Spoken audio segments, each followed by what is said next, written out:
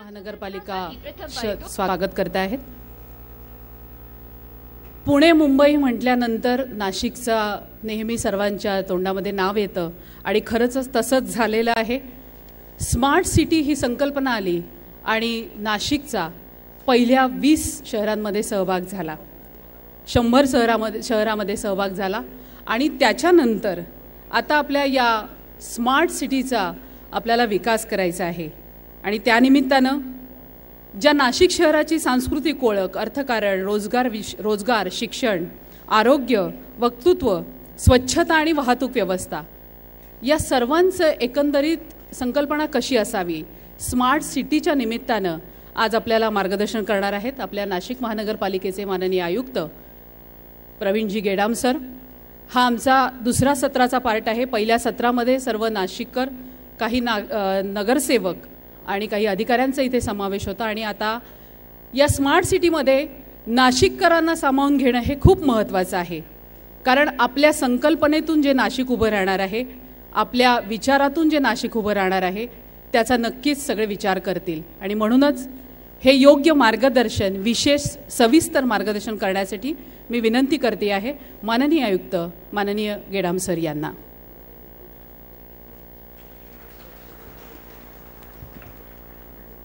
उपस्थित सर्व मान्यवर आणि नाशिककर बंधू भगिनींनो, अगदी कमी थोडक्या नोटीसमध्ये आपण खूप भरभरून प्रतिसाद दिला आणि कालिदास आज भरलेला आहे। यावरून फक्त म्हणजे अक्षरशः 1-1.5 दिवसाच्या मुदतीमध्ये आपण सर्व उपस्थित हजर झालात। आपलं सर्वांचा आभार। मी थेट मुद्द्याकडे येतो, कारण मला सविस्तर बोलायचं आहे। स्मार्ट सिटी म्हणजे काय ही शंका खूप जणांच्या मनात आहे, कारण 1 वर्षापासून स्मार्ट सिटी करणार असं सर्व वर्तमानपत्रात येतं, सगळ्या न्यूज चॅनलवर येतं, चर्चा होते, पण नक्की काय करणार या कार्यक्रमाचं स्वरूप कोणालाच माहीत नाही। स्मार्ट सिटी म्हणजे काय याचा विचार आपण सगळेजण करू शकतो। बरं, सिटीजच का करायच्यात आता, तर त्याचं महत्त्व म्हणजे तुम्ही जगाच्या पातळीवर कुठेही विचार केला तर राजकारण हे देश आणि राज्य करतात, पण आज अर्थव्यवस्था जी आहे त्याचा कणा ही शहरं आहेत, देश नव्हेत।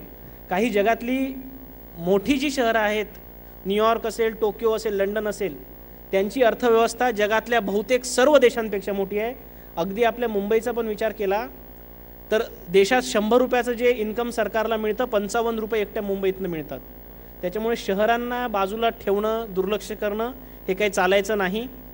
आणि हे सगळं करत असताना शहराची जी काही प्रशासनाची घडी आहे त्याच्याकडे दुर्दैवाने आपण मागच्या 50-60 वर्षात पाहिजे तेवढं लक्ष दिलेलं नाही। आपल्याकडे बरेचसे जे रेव्हेन्यूचे सोर्सेस आहेत ते टॅप केलेले नाहीत। त्याच्यामुळे जी काही व्यवस्था आहे ती थोडीशी कोलमडल्यासारखी दिसते, त्याला रुळावर आणणे याच्यासाठी स्मार्ट सिटी प्रकल्प आहे। मूलभूत फरक असा आहे की स्मार्ट सिटीमध्ये आपल्याला जो आपल्याला प्रस्ताव सादर करायचा आहे, याच्या आधी काय होतं की आपण प्रस्ताव सादर केला की त्याच्यामध्ये आपण म्हणायचो की आमचे ते पाणी पुरवठ्याची इतकी कामं घ्यावी लागतात, एक फिल्ट्रेशन प्लांट आहे, एक डिस्ट्रीब्युशन लाईन आहे, 4 टाक्या आहेत आणि आम्हाला 400 कोटीची गरज आहे। तर मग केंद्र सरकार म्हणायचं ठीक आहे, 300 कोटी आमची ग्रँट, 50 कोटी राज्याची ग्रँट आणि 50 कोटी तुमचा वाटा, तुम्ही हे काम करून टाका। पण हा मूलभूत जो पैसे मागा आणि पैसे द्या हा कन्सेप्टला छेद देणारी कल्पना म्हणजे स्मार्ट सिटी प्रकल्प। त्याच्यात आपल्याला असं करायचं आहे की 400 कोटीची तुमची गरज आहे ना, मग तुम्ही तुमचे किती रिसोर्सेस वापरता तुम्ही आधी मला सांगा, असं आपल्याला केंद्र सरकारला सांगायचं आहे। म्हणजे 400 पैकी बघा आमच्याकडे 100 कोटी जमू शकतात, बाकीचे जमत नाही, तेव्हा केंद्र सरकार ते बघेल आणि खरंच तपासून बघेल की हो खरंच 100 कोटी जमतात का। ते म्हणतील नाही, तुमच्याकडे इतक्या मोक्याच्या जागा आहेत, त्या रिकाम्या पडल्या आहेत, तिथे एन्क्रोचमेंट व्हायला लागलाय, तुम्ही त्याच्यातून काय करताय। मग तिथे तुमचे 10 कोटी येऊ शकतात, ते 10 कोटी ॲड करा, 10 कोटी कमी मागा। अशा पद्धतीने आपले सगळे रिसोर्सेस टॅप करणे हा मूलभूत फरक स्मार्ट सिटी प्रोजेक्टमध्ये आहे। म्हणजे स्मार्ट शहर होण्याच्या आधी आपण स्वतः वागणुकीत स्मार्ट व्हावं सर्व कॉर्पोरेशन्सनी, असा याच्या मागचा मूळ पॅराडाईम शिफ्ट ज्याला म्हणतात तो आहे। आधीचा कन्सेप्ट होता, म्हणजे एक इंग्रजीत म्हण आहे की if you give man a fish he will survive for 1 day, if you teach him fishing he will survive for life time. त्याला आपण मासेमारी शिकवा, तो आयुष्यभर जगेल, रोजच्या रोज त्याला मासे द्यायची गरज नाही। त्याच्यामुळे आपल्याला आपल्या कॉर्पोरेशनच्या एकंदरीत कामकाजामध्ये, शहराच्या एकंदरीत कामकाजामध्ये मुळात बदल करून आपले रिसोर्सेस सगळे टॅप करून आपण काम करतोय का आणि मग आपण आपली डेव्हलपमेंट करतोय का, हा एक मूलभूत फरक आपण सर्वांनी बघितला पाहिजे. त्याच्यामध्ये खूप मोठा भर जो आहे तो PPPवर आहे. PPP म्हणजे वाईट ही किंवा खाजगीकरण म्हणजे वाईट हे एक सूत्र जे एरवी चर्चेला जातं, आपण त्याच्यापासून दूर जायला पाहिजे. खाजगीकरण आणि PPP याच्यामध्ये बेसिक फरक आहे. आपण जेव्हा नाशिकमधून मुंबईला किंवा पुण्याला कुठल्या तरी प्रायव्हेट व्हॉल्वोनी जातो, ती खाजगी बस सेवा झाली. पण PPP म्हणजे पब्लिक प्रायव्हेट पार्टनरशिप, त्याच्यात सरकारचा वाटा असतो. त्याचं सर्वोत्तम उदाहरण जर द्यायचं असेल मागच्या 15 वर्षामधलं, तर ते म्हणजे आपली विमानतळं आहेत, जमिनी सरकारच्या आहेत, विमानतळं चालवण्याचे मक्ता सरकारचा आहे, पण त्याच्यावरती डेव्हलपमेंट आणि ऑपरेशन्स खाजगी यंत्रणांनी केला. आणि आपल्या सर्वांना कल्पना आहे भारतातली विमानतळं त्या पातळीमध्ये जगातल्या सर्वोत्तम 5 विमानतळांमध्ये सर्व आपली मेट्रोतली विमानतळं येतात. म्हणजे या लेव्हलपर्यंत आपली डेव्हलपमेंट झाली आहे. मात्र त्याच्याच बाहेर आपलं शेकडो एकरवरती स्लम्स दिसतात. हे असं डबल चित्र, कॉन्ट्रास्ट चित्र आपल्याला भारतात बघायला मिळतं. नंतर लोन्स जास्तीत जास्त आपण किती घेऊ शकतो, आपल्या क्षमतेपर्यंत ते घ्यायला पाहिजे. म्युन्सिपल बॉन्ड्स किती करू शकतो. नंतर युजर चार्जेस जास्तीत जास्त ठिकाणी घ्यावं. आपल्याला कल्पना आहे विदेशात गेलो तर आपण तिकीट काढताना कुठल्याही पद्धतीचं नाक मुरडत नाही. इथे मात्र आपल्याला बरेचदा चर्चा होते. वस्तुस्थिती ही अशी आहे की नागरिकांना चांगल्या सुविधा दिल्या तर ते पेमेंट द्यायला तयार आहे. आणि जशा जशा सुविधा वाढतील तसे तसे कॉस्ट पण कमी होतात. त्याच्यामुळे हा सगळ्या मुद्द्यावरती आपण टच करून स्मार्ट सिटी प्रस्ताव तयार करायचा आहे. बघा, स्मार्ट सिटीमध्ये नक्की काय काय, मी माझं जे काही सादरीकरण आहे त्याचं अशा पद्धतीने मी थोडक्यात मुद्दे केलेले आहे. व्याख्या अशी कोणतीही नाही, कारण प्रत्येकाची संकल्पना स्मार्ट सिटीची वेगळी असू शकते. अमेरिकेतली स्मार्ट सिटी, उत्तर प्रदेशातली स्मार्ट सिटी आणि तामिळनाडूतली स्मार्ट सिटी याचे कन्सेप्ट वेगळे असणार. पण स्मार्ट सिटीमध्ये नक्की काय काय असावं, तर सर्वांना चांगली साधनसंपत्ती असावी, चांगलं जीवनमान असावं, वातावरण असावं आणि स्वतःचं ध्येय स्वतः ठरवून आपल्याला पुढं जायचं आहे. आपण जर तुलना केली की जे डॉक्टरांचं जर उदाहरण गेलं तर भारतामध्ये कुपोषणाचे निकष आणि विदेशातले कुपोषणाचे निकष वेगळे वेगळे आहेत, कारण ते त्या परिस्थितीनुरूप आहेत. त्याच्यामुळे आपलं स्मार्ट शहर कसं असावं हे आपण ठरवायचं आहे. त्याचे 24 पॉईंट्स दिले आहे, त्याच्यामध्ये तुम्हाला सर्वांना पार्टिसिपेट व्हायचं आहे. त्या मुद्द्यावर मी पुढे येतो. एकूण 100 शहरं निवडायची होती, 98 शहरं निवडली गेली. 2 शहरांना काहीतरी अडचण आहे. महाराष्ट्रामध्ये एकूण 10 शहरं पहिल्या पातळीमध्ये पहिल्या टप्प्यावर निवडली गेली. हे प्युअरली मेरिट बेस्ड गुणवत्तेवरती निवड असणार आहे. मोठी मोठी शहरं याच्या बाहेर उडाली, पहिल्या 100मध्ये येऊ शकली नाहीत. उदाहरण द्यायचं झालं, बंगलोर आलेलं नाही, म्हैसूर आलेलं नाही, गुडगाव आलेलं नाही. अशी मोठी मोठी शहरं पहिल्या 100मध्ये येऊ शकली नाही. अगदी केंद्रीय शहरी विकास मंत्री त्यांचं स्वतःचं जे शहर आहे ते सुद्धा पहिल्या टप्प्यामध्ये बाहेर निघालेलं आहे.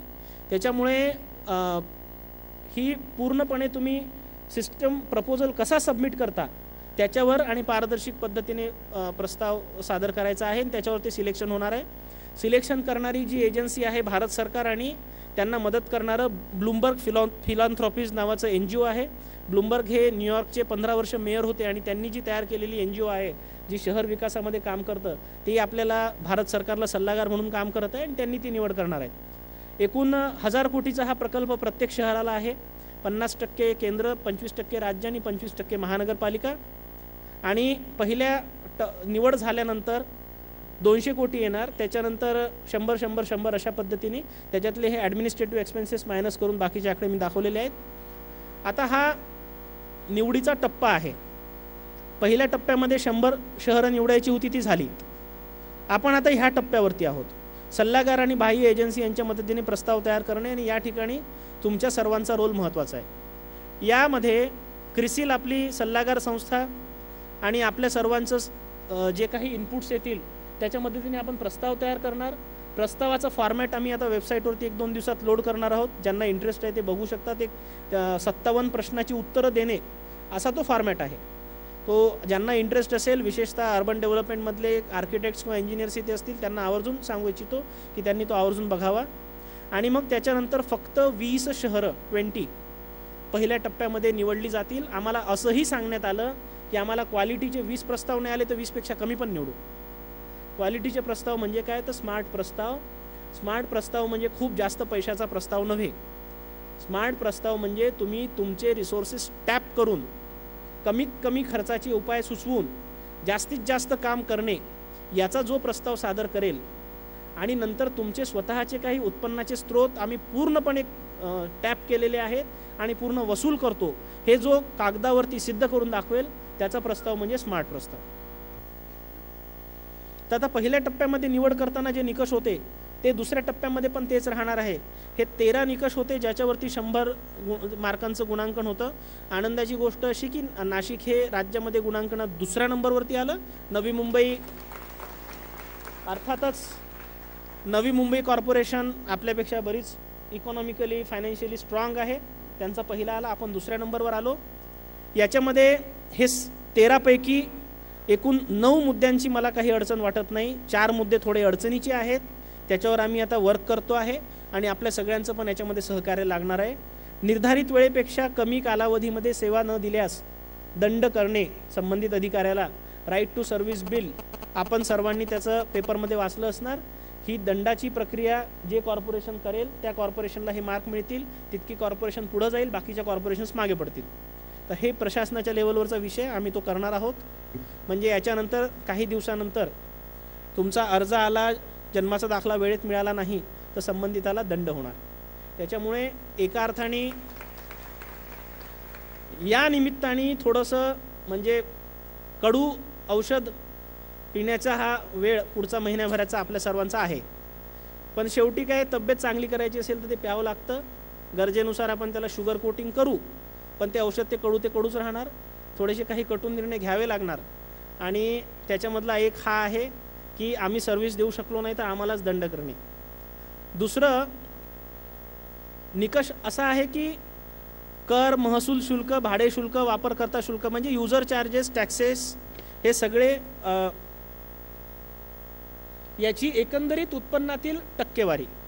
म्हणजे उत्पन्नाचे हे स्रोत जे आहे ते स्वतःचे स्रोत आहेत महानगरपालिकेचे. दुसरे स्रोत काय असू शकतात, लोन काढला किंवा सरकारचं आलेलं ग्रँट, ह्यांच्या टक्केवारी जर बघितली तर आपलं उत्पन्न ज्यांचं जास्त आहे, क्वालिफाईंग 50%पेक्षा जास्त होतं ते आपलं आहे म्हणून क्वालिफाय झालो. पण आता ह्याच्या पुढं रेस सुरू होते. ज्याचं पर्सेंटेज जास्त त्याला जास्त मार्क्स, त्याला स्मार्ट सिटी पहिल्या 20मध्ये येण्याची संधी जास्त. त्याच्यामुळे आता मी करांवरती मी थोडंसं बोलणार आहे. थोडंसं त्याच्यात निगेटिव्ह व्हायब्रेशन्स जाऊ शकतात, पण शेवटी काय की आपला एक फॅमिलीमध्ये आपली चर्चा सुरू आहे. एक नाशिककर सगळे बसलो आहोत. थोडेसे निगेटिव्ह पॉझिटिव्ह पॉईंट्स दोघेही आपण चर्चा करूयात. तर ह्याच्यामध्ये ग्रँट्सवरती अवलंबून न राहता सेल्फ सफिशियंट कॉर्पोरेशन्स ज्या आहेत ते त्यांनी आकडेवारीनुसार दाखवून दिलं, कमिटमेंट दाखवले, तसे जनरल बॉडीचे रिझोल्युशन्स दाखवले, तर त्यांना निवडीची शक्यता जास्त. आपल्या थोडं डिसॲडव्हान्टेज असं आहे, चालू वर्षी आपल्याला भरभरून ग्रँट्स आले. म्हणजे कुंभमेळ्यामुळे इतक्या ग्रँट्स आल्या की आपली टक्केवारी इथे आधीच कमी झालेली आहे. त्याच्यामुळे हा एक थोडासा तसा विचार केला तर एक डिसॲडव्हान्टेज झाला आहे. दुसरा, पाणी पुरवठ्याचा खर्च आपण किती टक्के वसूल करतो. म्हणजे जितका 100 रुपये खर्च करतो तर 100 रुपये वसूल करतो का. 100 रुपयाच्या जागी 100 रुपये करत असेल तर तुम्ही पास. जितके कमी होणार तितके गुण कमी होणार. तिसरा मुद्दा आहे की स्वतःच्या निर्माण केलेल्या उत्पन्नाच्या स्रोतातून भांडवली कामाकरिता वापरलेला खर्च. काही काही कॉर्पोरेशन असे आहेत की त्यांचं पूर्ण इन्कम सगळं पगार देण्यामध्ये जातं, त्यांना इथे 0 मार्क. आणि जे आपलं बेसिक खर्च मर्यादित ठेवतात आणि जास्तीत जास्त भांडवली कामं म्हणजे नवीन कामं, नवीन इमारती, नवीन रस्ते, नवीन पाणी पुरवठा योजना, नवीन दवाखाने, हे सगळे जे करतात, नवीन मशिनरी दवाखान्यातल्या, त्यांना जास्त मार्क्स. आपण किती टक्केपर्यंत करतो हा महत्त्वाचा निकष आहे.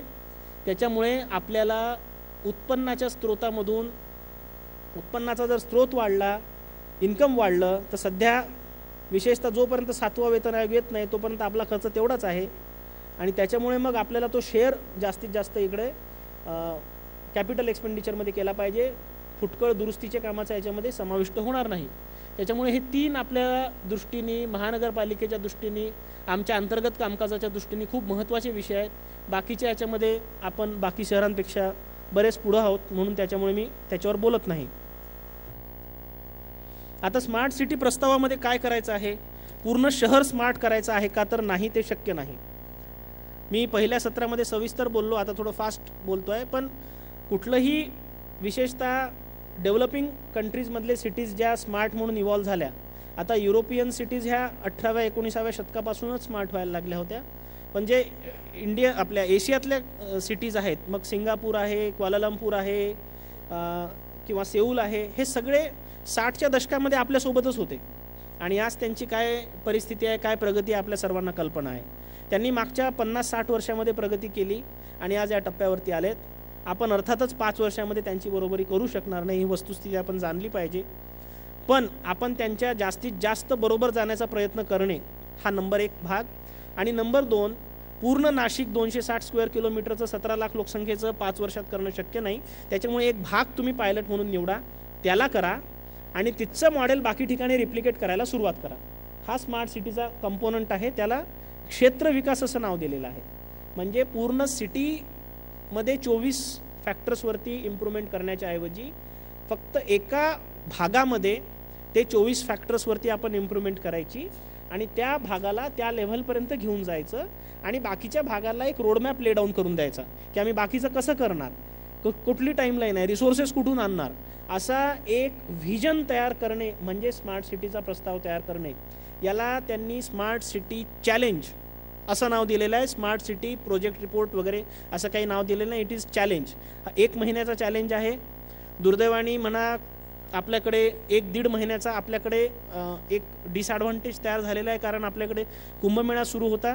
कुंभमेळ्याच्या सुरू व्हायच्या आधी हा प्रकल्प सुरू झाला. त्याच्यामुळे बाकीच्या शहराच्या लोकांना जो एक ॲडिशनल 1-1.5 महिना मिळाला तो आपल्याला भरून काढून पुढच्या 1 महिन्यामध्ये सगळं काम करायचं. आपण ते करू, त्याच्यामध्ये मला काही डाऊट नाही. पण ते करत असताना कुठल्या कुठल्या मुद्द्यांना टच करायचं आहे आपल्याला ते मी सांगतो. म्हणजे थोडक्यात मुद्दा असा आहे की फक्त एक क्षेत्र आपण घेणार आणि त्या क्षेत्राचा डेव्हलपमेंट करणार, बाकीच्या शहराचा रोडमॅप करणार. आणि ते क्षेत्र डेव्हलपमेंट कसं करायचं तर त्याची त्यांनी 3 प्रकारची उदाहरणं दिली आहेत. हरित क्षेत्र विकास म्हणजे ग्रीनफील्ड, रेट्रोफिटिंग, पुनर्विकास रिडेव्हलपमेंट. हे याचा नक्की अर्थ काय मी पुढे सांगतो. हे 3 किंवा तिघांचं कॉम्बिनेशन याच्या पद्धतीने क्षेत्रविकास करायचा, प्लस कुठला तरी एक सोल्युशन असं लावायचं की ज्याने पूर्ण शहराला इफेक्ट फायदेशीर होईल. मी दोन्ही मुद्द्यांवरती सविस्तरपणे बोलतो. स्मार्ट सिटीमध्ये काय काय करायचं ते आपल्या MOUDच्या आणि कॉर्पोरेशनच्या वेबसाईटवर दिलं आहे. ही उदाहरणं आहेत काही. हे सगळंच आपण करण्याचा प्रयत्न करू. पण ही लिस्ट काही कंप्लीट नाही. याच्यामध्ये तुम्हाला जितकं डोकं चालवता येईल, जितकी कल्पनाशक्ती लावता येईल, स्काय इज द लिमिट. तुम्ही सुचवायचं काय करायचं, आपण ते प्रॅक्टिकल असलेलं सगळं करायचं. आणि उदाहरणार्थ काय दिलं आहे त्यांनी की ग्रीव्हन्स रिड्रेसल चांगलं असलं पाहिजे, सर्व्हिस डिलिव्हरी इलेक्ट्रॉनिक असली पाहिजे, किंवा वेस्ट टू एनर्जी केलं पाहिजे, वेस्ट टू कंपोस्ट केलं पाहिजे, स्मार्ट मीटर लावले पाहिजे पाण्याला, नंतर स्मार्ट पार्किंग केलं पाहिजे. याच्यात भरपूर आपल्याकडे स्कोप आहे काम करायला. हे सगळ्या उपाययोजना करून आपल्याला तो एरिया डेव्हलप करायचा आहे आणि एखाद्या विदेशातल्या शहराच्या लेव्हलपर्यंत 5 वर्षामध्ये न्यायचं आहे. की आज जसे आपल्याला डेव्हलप्ड कंट्रीजमधले एरिया सिटीज दिसतात तसा नाशिकमधला एक एरिया तरी असा राहील, ही स्मार्ट सिटी प्रकल्पातली अपेक्षा आहे. हे ते 24 मुद्दे सविस्तरपणे याचा ॲनालिसिस वेबसाईटवर दिलेला आहे. आणि त्याच्यात काय नागरिकांचा सहभाग, ओळख, संस्कृती, अर्थव्यवस्था, शिक्षण, आरोग्य, एकत्रित वापर म्हणजे जमिनीचा मिक्स्ड यूज म्हणजे कमर्शियल आणि रेसिडेन्शियल एकाच ठिकाणी, खाली कमर्शियल म्हणजे त्यांनी ऑप्टिमम यूज होतो. संक्षिप्तपणा म्हणजे कॉम्पॅक्ट यूज, कमीत कमी जागेत जास्तीत जास्त चांगला कसा वापर करायचा. अशा पद्धतीने एकूण 24 मुद्दे या स्मार्ट सिटीमध्ये दिले आहे. आणि वेबसाईट जर आपण बघितली तर वेबसाईटवरती बघता येईल का,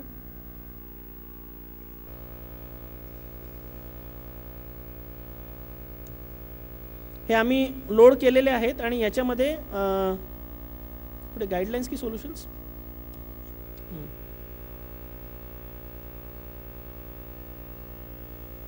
आता हे झूम करावं लागेल, एक्सेल फाईल पण टाकलेली आहे तिथे. तर असे 24 मुद्दे इथे आम्ही दिलेले आहेत. आणि हे जर आपण बघितले तर या ठिकाणी प्रत्येक पॉईंटचे फेज 1, फेज 2 आपल्याला दिसत असेल. अशा पद्धतीने फेज 3, फेज आणि चौथी फेज म्हणजे स्मार्ट सिटी. तर आपण कुठल्या टप्प्यावरती आहे हे नागरिकांनी स्वतः ठरवावं प्रस्ताव तयार करताना.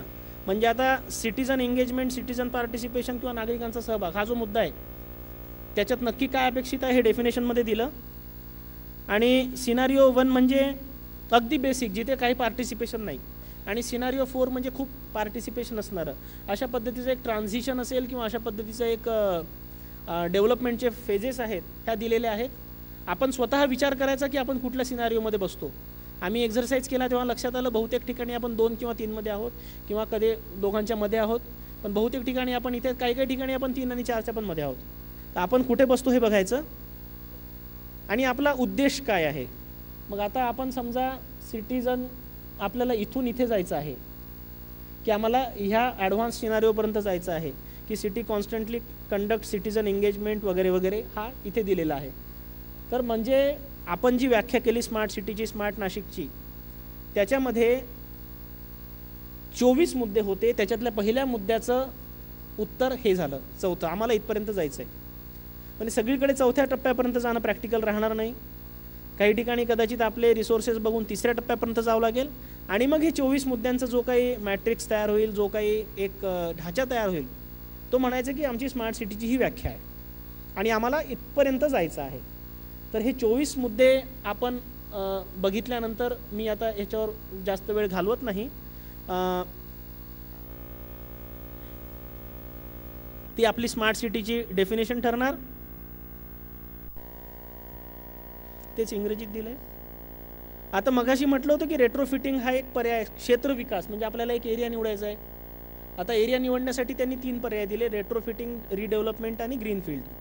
तर रेट्रोफिटिंग पर्याय जर निवडला तर आपल्याला 500 एकर मिनिमम एरिया निवडायचा आहे नाशिकमधला, की त्याला आपण त्या लेवलपर्यंत नेणे.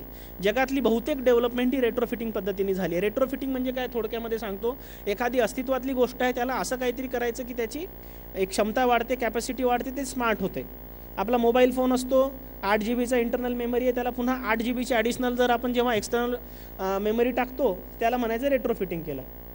तर अशा पद्धतीने त्या अस्तित्वातल्या संसाधनांना, अस्तित्वातल्या इन्फ्रास्ट्रक्चरला चांगल्या पद्धतीने वापर करणे, त्याला तिथे डेव्हलपमेंट करणे, आधीच्या याला डॅमेज न करता, त्याला रेट्रोफिटिंग. त्याच्यानंतर ग्रीन फील्ड म्हणजे काय, ग्रीन फील्ड नावातच शब्द आहे, हिरवं शेत, हरित क्षेत्र. हिरवं शेत होतं, काहीच नव्हतं, तिथे आपण नव्याने सगळी डेव्हलपमेंट केली. आणि तिसरं आहे रिडेव्हलपमेंट. रिडेव्हलपमेंट म्हणजे सगळं डिमॉलिश करायचं आणि पुन्हा बांधकाम करून काढायचं. त्याची उदाहरणं इथे दिलेली आहे. हे एक शहर आहे कोलंबिया देशातलं, दक्षिण अमेरिकेतलं, की आधी पूर्ण रस्ता हा ट्रॅफिकसाठी होता. त्यांनी काय केलं की त्यांना त्यांच्या ट्रॅफिक मुवमेंटच्या दृष्टीने असं योग्य वाटलं की आम्हाला पादचारी मुवमेंट जास्त आवश्यक आहे, पार्किंग जास्त आवश्यक आहे, म्हणून त्यांनी ट्रॅफिकचा एरिया कमी केला आणि पेडेस्ट्रियन एरिया वाढवला. हे तेच शहर आहे. खालून ट्रॅफिक जास्त होतं म्हणून वरून केबल कार सुरू केल्या. किंवा हा त्याचा स्लम एरिया आहे, मध्ये दरीसारखा प्रदेश होता, त्यांना जोडणारा पूल तयार केला, त्याच्यामुळे असे कदाचित जात असतील तर त्यांना आता थोडक्यात जाण्याचा मार्ग उपलब्ध झाला. तर ही सगळी आहे त्याच्यावरती डेव्हलपमेंट करणे, त्याला रेट्रोफिटिंग म्हणतात.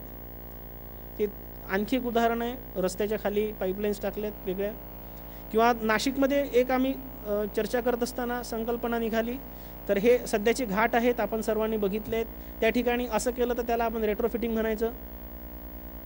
किंवा हे एक रेट्रोफिटिंगचं उदाहरण झालं. तर ही सगळी आपल्याला कुठं करता येईल नाशिकमध्ये हे ठरवायचं आहे आणि त्याच्यासाठी तुमची मतं आम्हाला जाणून घ्यायची आहेत. दुसरा भाग आहे पुनर्विकास, रिडेव्हलपमेंट. भेंडी बाजार आपलं जवळचं उदाहरण आहे. मुंबईमध्ये हा जे फ्लायओव्हर आपण सगळेजण गेलं असणार, त्याच्या बाजूला हा जो एरिया आहे त्याला भेंडी बाजार नाव आहे.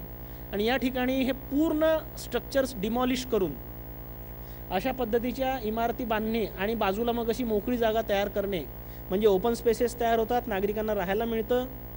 आणि त्याच वेळेस हे कमी मजल्याच्या इमारती होतात, जास्त मजल्यांच्या बांधल्यात, त्याच्यामुळे लोकांना जागा तेवढीच राहिली आणि थोडंसं कमर्शियल स्पेस तयार झाली, रिक्रिएशनची स्पेस तयार झाली, त्याला रिडेव्हलपमेंट म्हणतात. हे काम त्यांचं आता सुरू झालेलं आहे. हे आपल्या शेजारचं मुंबईचं उदाहरण आहे रिडेव्हलपमेंटचं. याला अडचणी एवढ्या असतात की एकमत व्हायला खूप वेळ लागतं आणि खूपच खर्चिक अशी ही बाब आहे. त्याच्यामुळे त्यांनी जर सांगितलं की जर हे करायचं झालं तर तुम्ही 50 एकर केलं तरी बस, 50 एकरची चट आहे. अहमदाबादचं CBD स्लो रिडेव्हलपमेंट हे आता 30 वर्षाचा त्यांचा प्लॅन आहे. मी तुम्हाला एक्सप्लेन करून सांगतो की ही साबरमती नदी आणि हा अहमदाबादमधला सर्वात जास्त गर्दीचा, सर्वात जास्त आर्थिकदृष्ट्या महत्त्वाचा असलेला area, central business district CBD. आता ह्याची डेव्हलपमेंट कशी करायची आहे त्यांना? आता रस्ते तुम्ही बघितले की असा रस्ता आहे, अरुंद आहे आणि त्याला असे उभे जॉईन करणारे रस्ते फार कमी आहेत.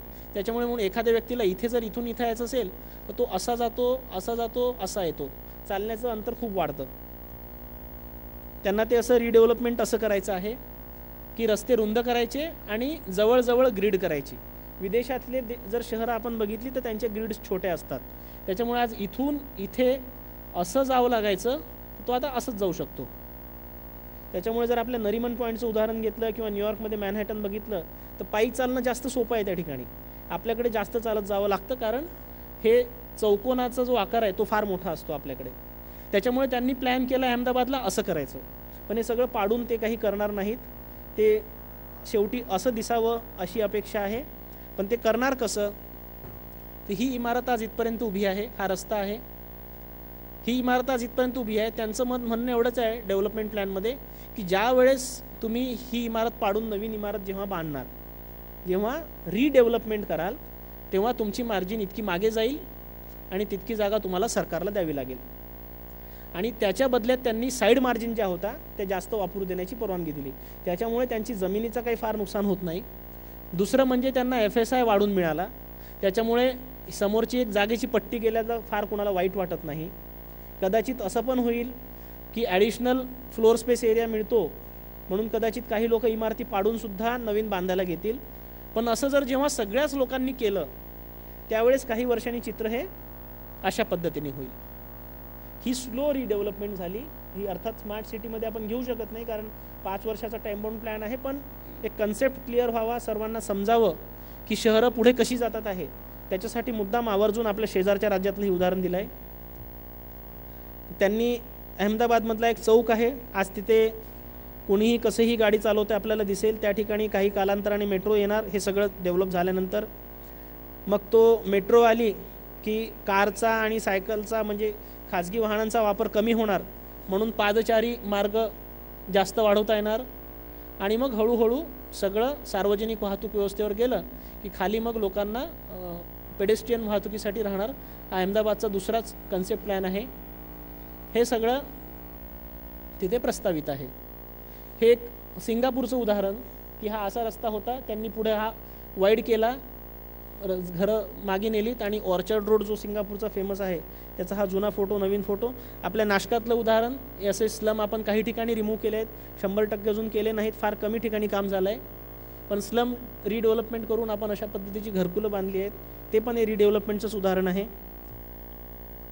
आणि तिसरा जो पर्याय आहे हरित क्षेत्र विकास, हा जर घ्यायचा असेल तर किमान 250 एकरपर्यंतचं काम घ्यायचं आहे. आणि ह्याची उदाहरणं द्यायची झाली तर अगदी काहीच ज्या ठिकाणी नव्हतं त्या ठिकाणी चंदीगड शहर बसवलं गेलं. आपण बघू शकता की जुने फोटो आहेत चंदीगडचे. या ठिकाणी त्यांनी चंदीगड वसवलं आणि हा आजचा तिथचा आकाशातून घेतलेला फोटो आहे. एक नवीन शहर त्या ठिकाणी उदयास आलेलं आहे. हे आपलं हैदराबादचं, आपल्याला आठवत असेल बिल गेट्स आले होते, चंद्रबाबू नायडूंनी त्यांचं स्वागत केलं होतं, मायक्रोसॉफ्ट आलं, हायटेक सिटी तयार झाली. त्यावेळेस हैदराबादची फार चर्चा सुरू होती 90च्या दशकामध्ये. त्यावेळेस ही हायटेक सिटीची इमारत राज्य सरकारने बांधली, त्या ठिकाणी मोठ्या कंपन्या आल्या आणि हे अगदी 20 वर्षामध्ये कुठपर्यंत आलं तुम्ही बघू शकता. हा सगळा एरिया त्याच्यामुळे डेव्हलपमेंट झाला. एक चांगला उद्योग आला, मोठा उद्योग आला की त्याचा जो मल्टिप्लाइंग इफेक्ट असतो अक्षरशः 20 वर्षामध्ये काय चित्र बदलू शकतं त्याचं एक आयडियल उदाहरण, ज्याला सैबराबाद एरिया म्हणतात. आता हैदराबादच्या बाजूला असलेलं सैबराबाद, त्याचे हे चित्र आहे. पुण्याजवळचं मगरपट्टा, तिथच्या शेतकऱ्यांनी एकत्रित येऊन प्लॅन डेव्हलपमेंट केली. थोडी TP स्कीम ज्याला म्हणतात, आपल्यापैकी आर्किटेक्ट्सला माहीत असेल, TP स्कीमच्या मॉडेलवरती एकत्रित येऊन त्यांनी एक सुंदर शहर केलं. आज या ठिकाणी खूप मोठ्या प्रमाणावर IT कंपनीज आहेत, त्याच ठिकाणी ते इंजिनियर्स राहतात, त्याच ठिकाणी एक अर्थव्यवस्था उदयाला आली आहे आणि त्याच्यामुळे त्याचा एक मल्टिप्लाइंग इफेक्ट आजूबाजूच्या एरियावरती झालेला आहे. हे आपल्या घरचं उदाहरण आहे. हा साधूग्रामचा एरिया आहे. काही महिन्यापूर्वीचा हा सॅटेलाईट मॅप आपण बघू शकता कसा दिसतो. फक्त हिरवी शेतं होती आणि त्यानंतर आपण कुंभमेळ्यासाठी हे एक नवीन शहर तिथे छोटंसं 2 लाख वस्तीचं वसवलं होतं. ते पुन्हा आपण डिस्मॅन्टल केलं, पण हे जे आहे त्याला आपण हरित क्षेत्र, बांद्रा कुर्ला कॉम्प्लेक्स मुंबईचं काहीच नव्हतं त्या ठिकाणी आणि एक 15-20 वर्षामध्ये या ठिकाणी आज नरिमन पॉईंटपेक्षा जास्त मोठं कमर्शियल कॉम्प्लेक्स एरिया बनला आहे. नवी मुंबई जगातलं सर्वात मोठं प्लॅन्ड शहर, ज्याला नवी मुंबईची ओळख आहे की इतकं मोठं प्लॅन्ड शहर जगामध्ये दुसरं कुठलंच नाही. तर हे काहीच नसताना त्यांनी डेव्हलप केलेली, आपल्या सिडकोनी डेव्हलप केलेली सिटी आहे. तर अशा पद्धतीने 3 पैकी 1 पर्याय आपल्यासमोर निवडायचा आहे. तो कुठला पर्याय राहील तो तुमच्या फीडबॅकवरती अवलंबून आहे आणि कुठला एरिया घ्यायचा तो तुमच्या फीडबॅकवरती आणि आम्ही जनरल बॉडीमध्ये तो विषय चर्चेला घेऊ त्याच्यावरती अवलंबून आहे. मला कल्पना आहे की 500 एकर जागा पूर्ण 25,000 एकराच्या शहरामधून निवडायची म्हणजे खूप अवघड असा विषय आहे. म्हणजे एक घ्यायचं, ज्याला घेतलं त्याचं ठीक आहे, पण ज्याला नाही घेतलं त्याची नाराजी घेणे हा खूप डिफिकल्ट विषय आहे. पण शेवटी आपल्याला कुठंतरी एकमत करावं लागणार. त्याच्यामध्ये कुठला निर्णय घ्यायचा, कसा घ्यायचा, त्याचे काय ऑप्शन्स राहू शकतात आपण नंतर चर्चा करणार आहोत. पॅन सिटी सोल्युशन, आता हा झाला एक एरिया डेव्हलपमेंटचा भाग. ह्याला जास्त गुण आहेत, ह्याला जास्त महत्त्व आहे. पण त्याच्यासोबत एक असा काहीतरी इनिशिएटिव्ह घ्यायचा की ज्याचा परिणाम सगळ्या गावामध्ये दिसला पाहिजे. तो उदाहरण एक दिलेलं आहे, पाणी पुरवठ्यामध्ये जर हे सगळ्या स्मार्ट टेक्नॉलॉजी वापरल्या, त्याच्यामध्ये स्काडा सिस्टम आहे, सगळ्या व्हेकल्सला GPS आहे, स्मार्ट मीटरिंग आहे, नंतर वॉटर ऑडिट करताना स्मार्ट लिकेज डिटेक्शन, हे सगळं जर वापरलं, हे जे स्मार्ट सोल्युशन्स वापरले, तर ह्याच्यामध्ये आपल्याला पूर्ण शहरामध्ये एक अभूतपूर्व बदल पाणी पुरवठ्यामध्ये होऊ शकतो 1-2-3 वर्षामध्ये फक्त. पण ह्याच्यामध्ये नवीन पाईपलाईन टाकणे, नवीन टाक्या बांधणे, हे जे कॅपिटल वर्क्स आहेत ते अपेक्षित नाही. याच्यामध्ये सध्या तरी फक्त सोल्युशन्स अपेक्षित आहे. सोल्युशन्स कुठलेही असू शकतात.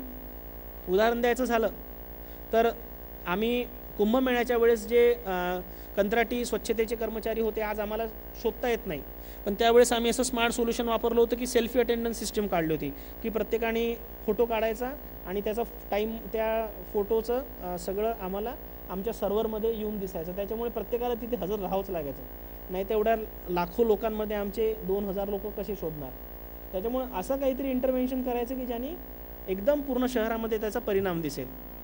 हे स्मार्ट मीटर्स आता बऱ्याच शहरामध्ये वापरायला लागले. आपल्याकडे मीटर्स आहेत, काही ठिकाणी मीटर्स नाहीत, पण हे मीटर्स असे आहेत की याचे रिडिंग घ्यायला पण जावं लागत नाही. त्या भागात एखादा व्यक्ती ती प्रोब घेऊन हातामध्ये गेला की ऑटोमॅटिक ते रिडिंग्स येतात आणि आपल्या कम्प्युटरला त्याची नोंदणी होते. त्याच्यामुळे जो काही मीटर रिडिंगचा मुद्दा आहे, त्याच्यातल्या ज्या तक्रारी आहेत त्या तिथे लागू होत नाही. ह्या काही शहरांमधल्या जगातल्या बसेसचे फोटोज आहेत. हे टोकियोमधलं आहे आणि याच्यामध्ये हे पार्किंगचं उदाहरण की स्मार्ट पार्किंग सिस्टम आज आपल्याकडे कुठंच नाही आणि त्याच्यामुळे त्या ठिकाणी कॅमेराच ते बघणार की कुठली गाडी आली, किती वेळ थांबली, किती रुपये त्याचं बिल झालं आणि त्याची पावती कशी. हे सगळं कम्प्युटराईज सिस्टम. असं हे काही फार कठीण नाही आहे. मी जे दाखवतो आहे ते सगळं त्याच्यातलं एक 2-4 जर उदाहरणं सोडली तर बाकी सगळी नाशिकमध्ये होण्यासारखी आहेत.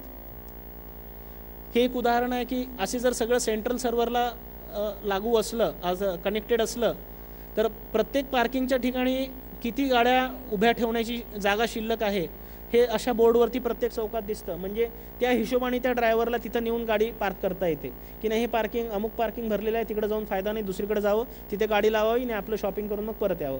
तर हे सहज शक्य आहे. हे नाशिकला शक्य असणारी गोष्ट आहे. त्याच्यासुद्धा आम्ही चर्चा करत आहोत. हे बंगलोरचं उदाहरण दिलेलं आहे. आज बंगलोरमध्ये ही पार्किंग सिस्टम आल्यामुळे 50 कोटीपेक्षा जास्त रेव्हेन्यू त्यांना मिळणार आहे. ही त्यांनी आता इम्प्लिमेंट करायला सुरुवात केलेली आहे, जे की पूर्ण बंगलोर शहरात केली नाही तरीसुद्धा त्यांना 50 कोटीपेक्षा जास्त मिळणार.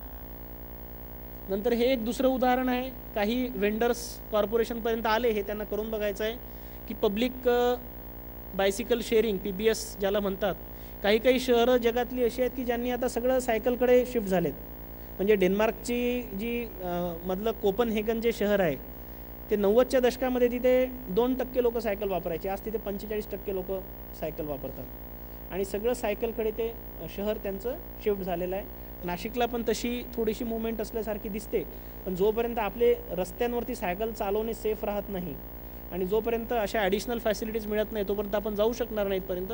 पण याचा पण थोडासा प्लॅन आम्ही DP मध्ये केलेला आहे.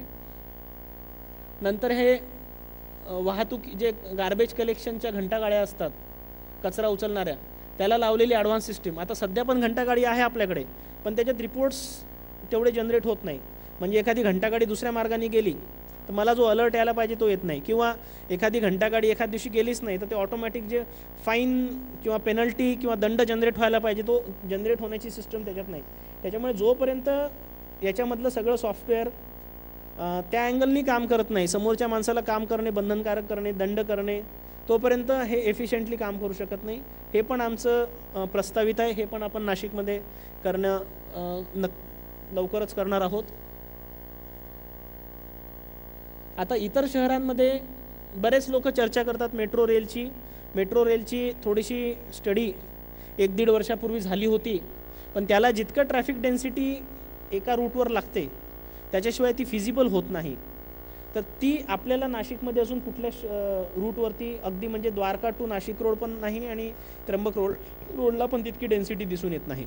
दिल्लीचं उदाहरण आहे. दिल्ली जगातली एकमेव मेट्रो आहे की जिथे प्रॉफिट होतो. बाकी सगळ्या मेट्रो जगातल्या नुकसानीमध्ये चालतात. त्याचप्रमाणे सगळ्या बस सर्व्हिसेस जगातल्या नुकसानीत चालतात, अगदी मुंबईसुद्धा, कारण मुंबईचं जे काही प्रॉफिट आहे ते इलेक्ट्रिसिटीवर होतं. त्याच्यामुळे आपण ही चालवायची का, पण सगळे शहरं ही आवर्जून चालवतात. त्याचं कारण असं आहे की जर मेट्रो चांगली असली, बस सर्व्हिस चांगली असली, BRT चांगली असली तर लोक आपल्या कार सोडून, आपले मोटरसायकल सोडून, आपले चांगले व्हेकल सोडून याच्यात बसतील आणि त्याच्यामुळे जी काही बचत होते, इंधनाची बचत होते, शहरामधला जे पैसा वाचतो तो ह्यातून होणाऱ्या लॉसपेक्षा कितीतरी जास्त फायदा होतो. म्हणजे कॉर्पोरेशनचा 50 कोटीचा लॉस होत असेल तर सगळ्या नागरिकांचा मिळून 100, 150, 200 कोटीचं पेट्रोल वाचतं. हा एक भाग. दुसरा, याच्यापासून प्रदूषण जवळपास नसल्यासारखंच होतं. इलेक्ट्रिकवर चालतात बरेचसे, त्याच्यापासून प्रदूषण बरंचसं थांबतं. तिसरा फायदा, जाण्याची येण्याची जी वेळ असते आपली ट्रान्सपोर्टेशनची ती एकदम कमी होते. त्याच्यामुळे एकंदरीत विचार केला तर जरी वरकरणी हे नुकसानाचा विषय वाटत असला तरी लाँग टर्मचा विचार केला तर हे फायदेशीर आहे. आणि अशा पद्धतीचे प्रोजेक्ट घेताना आपण ज्या चुका करतो, ज्या सध्या भारतातले शहरं करत आली होती, आता ते आपण दुरुस्त करायला शिकलो आहे की इन्कमचे सगळे सोर्सेस आपण विचार करत नाही. आता हे हुडा सेंटरचं रेल्वे स्टेशन आहे दिल्ली मेट्रोवरचं, तर आपण बघू शकता की हे रेल्वे स्टेशन अशी इथे रेल्वे जाते आणि त्या ठिकाणी ऑफिसेस आणि कमर्शियल कॉम्प्लेक्स आहे. म्हणजे रेल्वे स्टेशनच्या जागेमध्ये हा एक नवीन सोर्स ऑफ इन्कम आहे. त्याच्यामुळे जो काही लॉस होतो हा लॉस कमी करण्याचा ह्यांचा प्रयत्न आहे आणि याच्यामुळे मग ही लॉसेस यांचे भरून निघतात आणि मग ते चालवणं शक्य होतं. त्याच्यामुळे जेव्हा आपण आम्हाला प्रस्ताव द्याल तेव्हा ह्या अँगलनी असं out of the box thinking करणं नागरिकांनी आणि अर्थातच आम्ही अपेक्षित आहे. ज्यांनी अशा पद्धतीने प्रस्ताव दाखल केले याला म्हणायचं स्मार्ट प्रस्ताव, आणि ज्याचा प्रस्ताव जास्त स्मार्ट त्याची सिलेक्शनचे चान्सेस जास्त. मी पुन्हा सांगतो, 100 पैकी फक्त 20 शहरं जानेवारी एंडला निवडली जाणार आहे. 30 नोव्हेंबरला आम्हाला प्रस्ताव दाखल करायचा आहे, 15 डिसेंबरला राज्य सरकार केंद्राकडे दाखल करेल आणि 26 जानेवारीला त्यांच्या घोषणा होईल. मधल्या 1 महिन्यामध्ये त्याची छाननी होईल. त्याच्यामुळे ज्याचा प्रस्ताव जास्तीत जास्त स्मार्ट, ज्यांनी जास्तीत जास्त स्मार्ट सोल्युशन वापरले त्याला निवडीची शक्यता जास्त. मुंबई, लंडन जगातली सर्वात जुनी मेट्रो, न्यूयॉर्क. नंतर दुसरी एक अशीच मास रॅपिड जास्त मुवमेंट करणारी म्हणजे मोनोरेल किंवा ज्याला LRT म्हणतात, light rapid transit, Singapore, Sydney. तिसरा, बस सर्व्हिस आणि मेट्रो ह्याच्यामधला मार्ग. ज्या शहरांमध्ये विशेषतः हा आता दक्षिण अमेरिकेतली जी मोठी मोठी शहरं आहेत, बोगोटा, रिओ, sao पावलो, हे सगळे अर्जेंटिना, ब्राझीलमधली वगैरे, त्या ठिकाणी बस सर्व्हिस हे मेट्रोपेक्षा जास्त चालली जाते. म्हणजे त्याच्यातली ती शहरं मुंबईच्याच इतकी मोठी आहेत. पण उदाहरण आता हे बोगोटा याच्यासाठी दिलं आहे की जगातली पहिली चांगली चाललेली BRT. त्या ठिकाणी आपण आधीची परिस्थिती बघू शकता. 1990च्या दशकामध्ये ही जगात तिथली गुन्हेगारांची राजधानी, क्राईम कॅपिटल म्हणायची, आणि आता ती इकॉनॉमिकली भरपूर पुढे गेली आहे. 20 वर्षामध्ये त्यांचं जे काही चित्र बदललेलं आहे, की तिथची आपण BRT बघू शकतात. अर्थातच याचा ॲडव्हान्टेज काय आहे की असा डेडिकेटेड रूट मिळाला बसला इथे जायला आणि यायला, तर कारपेक्षा बसने माणूस लवकर पोहोचतो. बस कम्फर्टेबल पण आहे. जर इकडून जायला अर्धा तास लागत असेल आणि इथून 10 मिनिटात जात असेल तर नॅचरली माणसं इकडनं जायला सुरुवात जास्त करतात आणि जो काही रोडवरचा ट्रॅफिकचा ताण असतो तो कमी होतो, पेट्रोल डिझेल कन्झम्पशन कमी होतं, ट्रॅफिक जॅम्स कमी होतात. तो त्याच्यामागचा असा मूलभूत कन्सेप्ट आहे. तर ही बोगोटा शहरातली आपली BRT सर्व्हिस आहे. तिच्या बसेस आपण बघू शकता, चांगल्या पद्धतीच्या बसेस आहेत आणि हे तिचे बसस्टॉप्स आहेत, अगदी रेल्वे स्टेशनसारखे. हे आपल्या शेजारच्या राज्यातलं पुन्हा अहमदाबादचं, इथे पण 90 किलोमीटर लांबीवरती BRT रिंग रोडवर चालवतात आणि त्या ठिकाणी आपण बघू शकता की आता ही एक सक्सेसफुल BRT समजली जाते. म्हणजे पाय चढून जाण्याची गरज नाही, पायरीवर चढण्याची गरज नाही, ज्या लेवलला बसस्टॉप आहे त्याच लेवलला बस आहे आणि अगदी मेट्रो आल्यासारखी फिलिंग येते आणि त्या ठिकाणी हे लोक बसले आहेत. तर हे जनमार्ग असं नाव त्यांनी अहमदाबादमध्ये दिलेलं आहे आणि ही अहमदाबादची BRT. ही आत्ता महाराष्ट्रामध्ये पिंपरी चिंचवडमध्ये सुरू झालेली BRT आहे. पुण्यामध्ये फेल गेली याचं कारण असं आहे की पुण्यामध्ये ही BRT ज्या ठिकाणी संपते तिथून काय 2 किलोमीटर घर असेल तर कोणी पायी जाणार नाही. तिथून पुढे फीडर सर्व्हिसेस असणं आवश्यक आहे. इथे बाकीच्या गाड्यांनी मध्ये येऊ नये असं अपेक्षित आहे, तेव्हाच ती फास्ट चालेल. तर हे बेसिक इम्प्लिमेंटेशनचे प्रॉब्लेम होते. पण पिंपरी चिंचवडमध्ये मला असं सांगण्यात आलं की याचा चांगला रिस्पॉन्स आहे. ही नंतर शहर बस सेवेची चांगली काही उदाहरणं जगातली, त्याचे फक्त मी फोटोज दाखवतो. जास्तीत जास्त चांगली म्हणजे शक्यतो ह्युमन इंटरफेस किंवा मानवी हस्तक्षेप कमी असलेलं, तिकीट ऑटोमॅटिक निघणे आणि सगळं स्वतः संगणकीकृत कार्यप्रणालीने GPS अशा पद्धतीचे सगळीकडे चालले जातात. ह्या सगळ्या लॉस मेकिंग आहेत, ह्या सगळ्यांना नुकसानीमध्ये असतात पण सगळ्या चालवल्या जातात कारण ह्याच्यामुळे बाकीचं ट्रॅफिक रस्त्यावरचं कमी होतं. न्यूयॉर्कसारख्या शहरामध्ये 80% लोक हे सार्वजनिक व्यवस्थेतनी जातात आणि फक्त 20% लोक स्वतःच्या गाड्या वापरतात. जनरली दुसऱ्या देशांमध्ये 60%पेक्षा जास्त लोक हे सार्वजनिक वाहतूक व्यवस्थेचा वापर करतात. त्याच्यामुळे योगायोगाने आमचा जो काही सर्वे सुरू झाला आहे, लोकांची फीडबॅक यायला सुरुवात झाली आहे, तर त्याच्यामध्ये नंबर 1 वरती अनेक दिवस पब्लिक ट्रान्सपोर्ट सिस्टीम होतं. पाणी कपात केल्याचा काही दिवसापूर्वी निर्णय झाला, आता नंबर 1 वर पाण्याचा विषय गेला आहे. पण हे एक बऱ्यापैकी पब्लिक ट्रान्सपोर्टला आपल्याकडे डिमांड आहे असं आम्हाला ऑनलाईन सर्वेवरून वाटतं आहे. हे बंगलोरची एक म्हणजे आपल्या देशातल्या एक चांगल्या बस सर्व्हिसपैकी एक उदाहरण म्हणजे बंगलोरचं बस सर्व्हिसचं देता येईल. अर्थात मुंबई पण चांगलं आहे, पण हे बंगलोरच्या बसेस आपण बघू शकतात की चांगल्या पद्धतीने त्यांनी आता ही सेवा केली आहे. याच्यावरून आपल्याला एक असंही लक्षात येईल की कॉर्पोरेशन फक्त एका क्षेत्रामध्ये चांगली असली तर निवड होईल याची खात्री नाही. बंगलोर इतकी चांगली बस सेवा देते आणि तरी ते स्मार्ट सिटीच्या पहिल्या 100मध्ये सुद्धा आलेलं नाही, जेव्हा की देशातलं 5व्या नंबरचं शहर आहे. किंवा मैसूर स्वच्छतेच्या बाबतीमध्ये सगळ्यांनी धडा घ्यावा त्यांच्याकडून आणि आज पहिल्या 2ऱ्या नंबरवरती स्वच्छतेमध्ये नाव असतं ते सुद्धा नाही आहे. त्याच्यामुळे आपला जो प्लॅन आहे तो जितका जास्त होलिस्टिक आणि विचार करून आपण दाखल करणार तेवढे निवडीची शक्यता जास्त. हे बडोद्याचं बसस्टॉप, दुसऱ्या शहरात जाणाऱ्या ज्या बसेस सुटतात आपण बघू शकतात की भारतामध्ये हे शक्य आहे. बडोद्यात जर शक्य आहे, अहमदाबादमध्ये शक्य आहे, बंगलोरमध्ये शक्य आहे, तर नाशिकमध्ये निश्चितच शक्य आहे.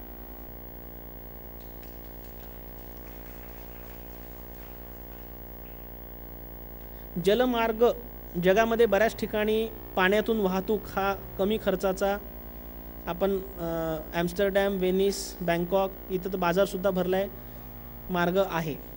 पण नाशिकमध्ये असा पर्याय आहे का ते सुद्धा आपल्याला तपासून बघायचं आहे. मी पुढे एका ठिकाणी त्याच्यावर बोलणार आहे. सार्वजनिक सायकल शेअरिंग आपण मगाशी मी आपल्याला दाखवले ते तसे पॉईंट्स असतात. सायकल उचलायची, ज्या ठिकाणी गेलो त्या ठिकाणी जायचं आणि सायकल ठेवून द्यायची आणि स्मार्ट कार्डमधून ते आपले जे काही पैसे असतील 10 रुपये 20 रुपये त्याच्यातनं कट होतात. असे बऱ्याच ठिकाणी आहे. एका इंटरेस्टेड पार्टीनी आम्हाला नाशिकमध्ये पण असं करायचं आहे म्हणून आम्हाला प्रस्ताव दिला आहे. आता तो करायचं की कसा करायचा ते फिजिबल आहे की नाही ते तपासायला सुरुवात आहे. पण मुद्दा असा आहे की भारतामध्ये सुद्धा आता हे व्हायला लागलं आहे. हे मगाशी मी सांगितलं कोपेनहेगनचं उदाहरण की 45% लोक तिथे सायकलनी जातात. पण तिथे सायकलनी जाताना फायदा असा असतो की इतक्या गाड्या आहेत पण एकानी इकडं जागा शिल्लक दिसते म्हणून सरकवण्याचा प्रयत्न केला नाही. आणि मी काल परवा मुंबईमध्ये बांद्रा कुर्ला कॉम्प्लेक्सला होतो. तिथे असे सायकल ट्रॅक्स केले आहेत. या ठिकाणचा सदुपयोग गाड्यांच्या पार्किंगसाठी झालेला होता. ही मेट्रोमध्ये काही डब्यांमध्ये सायकल नेता येते. म्हणजे ते माणसांनी सायकलनी बस त्या स्टेशनवर जायचं, सायकल ठेवायची, पुढच्या आपल्या स्टेशनवर आल्यानंतर सायकल सोबत उतरायचं आणि पुढं सोडा सायकल करत जायचं.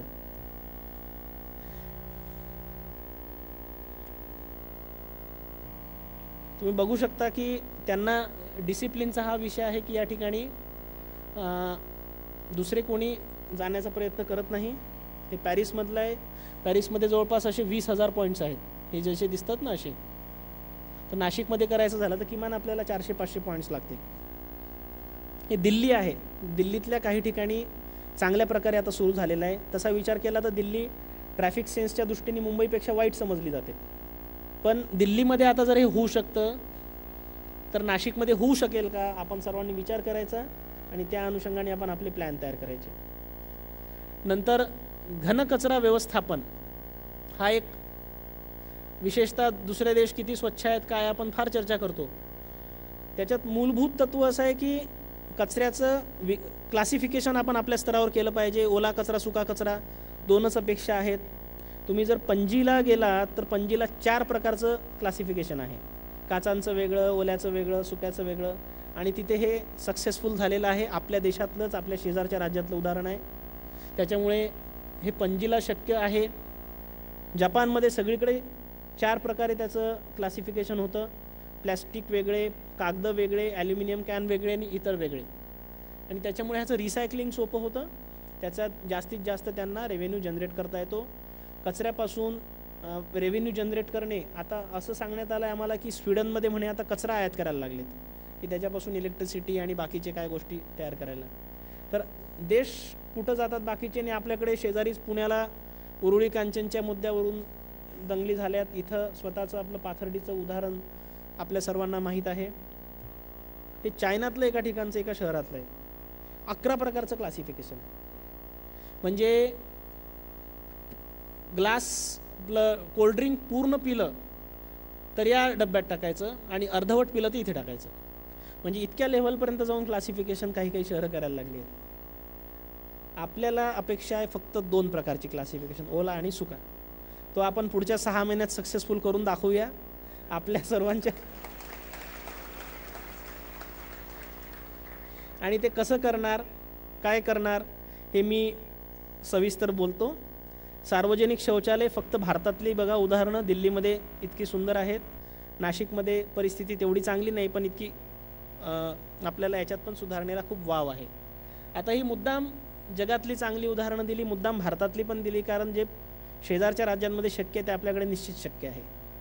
तर नाशिककडे आपण आता चर्चेला येऊया. आपल्या प्लॅन तयार करताना आपल्या सिटीची सध्याची वस्तुस्थिती काय आहे. कारण आपल्याला सर्वांना आपण 5 वर्षांनी मतदान करतात आणि मग 5 वर्ष आमच्यावर विषय सोडून देतात की मग पुन्हा 5 वर्षांनी चर्चेला विषय येतो आणि पुन्हा ही सायकल चालू होते आणि असे आपले दशकं शतकं निघून जातात.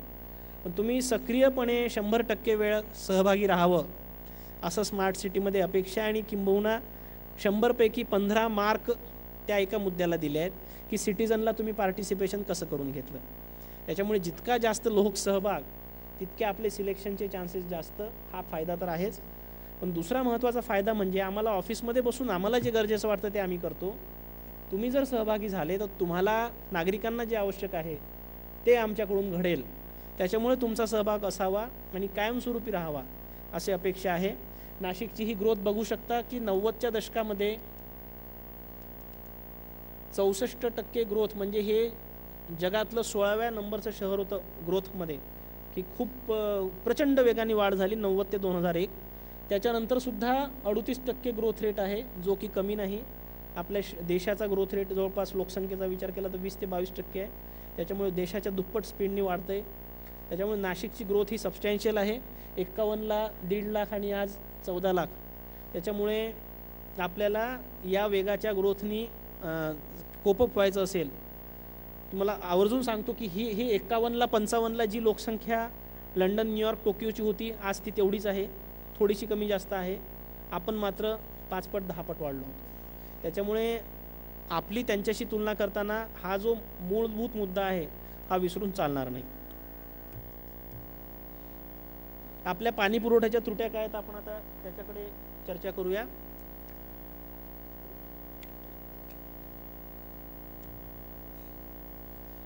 जागतिक पातळीवरती पाणी पुरवठा किती करावा याचे निकष जे आहेत ते 135 लिटर प्रति व्यक्ती प्रतिदिन.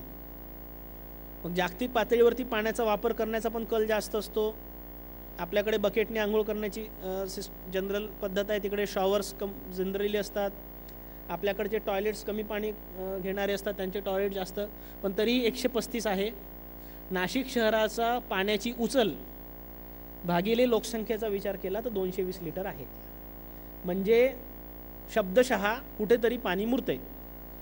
त्याच्यामुळे आपल्याला इथं काय दुरुस्ती करता येईल आणि महानगरपालिका म्हणून आम्ही काय करतो आहेत ते तुम्हाला सांगितलं पाहिजे.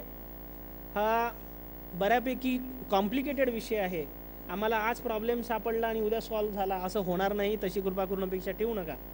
पण आम्ही निश्चित काहीतरी प्रयत्नशील आहोत, काहीतरी करतो आहे. याला वेळ लागणार आहे. ही सध्याची परिस्थिती, गंगापूर धरण, गौतमी धरण हे व्हायचं आहे, एक इक्वी प्रपोज्ड आहे. मुकणे डॅम काल परवाची योजना मंजूर झाली ती, आणि हे दारणा धरण.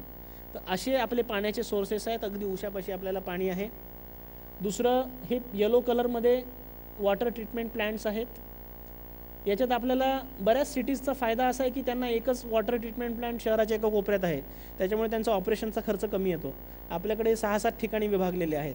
याचे काही WTP हे फार जुने आहेत, 3 नगरपालिका होत्या, 20-25 ग्रामपंचायती होत्या, त्याच्यामुळे ते असं विभागले गेले आणि नंतर त्याच पद्धतीने झाले. आणि ह्या पाण्याच्या टाक्या शहरात वेगळ्या वेगळ्या ठिकाणी आहेत. तर ह्याचा जर विचार केला तर आपल्याकडे हा एक चार्ट आपण सर्वांनी बघा. नाशिक, ठाणे, पिंपरी चिंचवड आणि नवी मुंबई आपण पाणी दर 1000 लिटर मागे किती रुपये घेतो, की 5 रुपये घरगुती याला घेतो. ठाण्यात 7 रुपये, पिंपरी चिंचवड 2.5, नवी मुंबईत 8. ते एकूण 15 आकडेवारी मी इथे दिल्या आहेत. त्याच्यापैकी हा जर सोडला तर 14 ठिकाणी आपण बाकी शहरांपेक्षा कमी पैसा घेतो. तर याच्यामुळे पुढं काय होतं ते मी आपल्याला सांगतो. आपल्याकडे जितका खर्च पाणी पुरवठ्यावर होतो तो वसूल होत नाही. 20 कोटीचा त्याच्यामध्ये आपल्याला लॉस दरवर्षी होत आहे. खाली जर बघितलं तर आपल्याला डिफरन्स अजून जास्त दिसेल. म्हणजे आपण सहजासहजी एक बिस्लेरीची बाटली इथे सर्वांनीच कधीतरी घेतली असणार आहे, तेव्हा 15 रुपयाला 1 लिटर घेतो. आम्ही पाणी पुरवठा करतोय तो 15 रुपयामध्ये 3000 लिटर. आता हे पाण्याची क्वालिटी खराब असेल वगैरे अशी चर्चा होऊ शकते, पण तसं नाही आहे. कुंभमेळ्याच्या वेळेस प्रत्येक पाण्याच्या टाकीमधलं रोज सॅम्पलिंग केलेलं आहे. आपल्या इथे 99.5% पाण्याचे सॅम्पल तिसऱ्या लॅबॉरेटरीमार्फत योग्य म्हणून त्याचे रिपोर्ट्स येतात, जे की बाकी कुठल्याही शहरांपेक्षा चांगली परिस्थिती आहे. त्याच्यामुळे ह्याचा जर आपण विचार केला तर मगाशी आम्ही नगरसेवकांची असेच एक चर्चासत्र घेतलं आणि त्यांना रिक्वेस्ट केली की थोडंसं या ठिकाणी आपण विचार करूया काय करता येईल.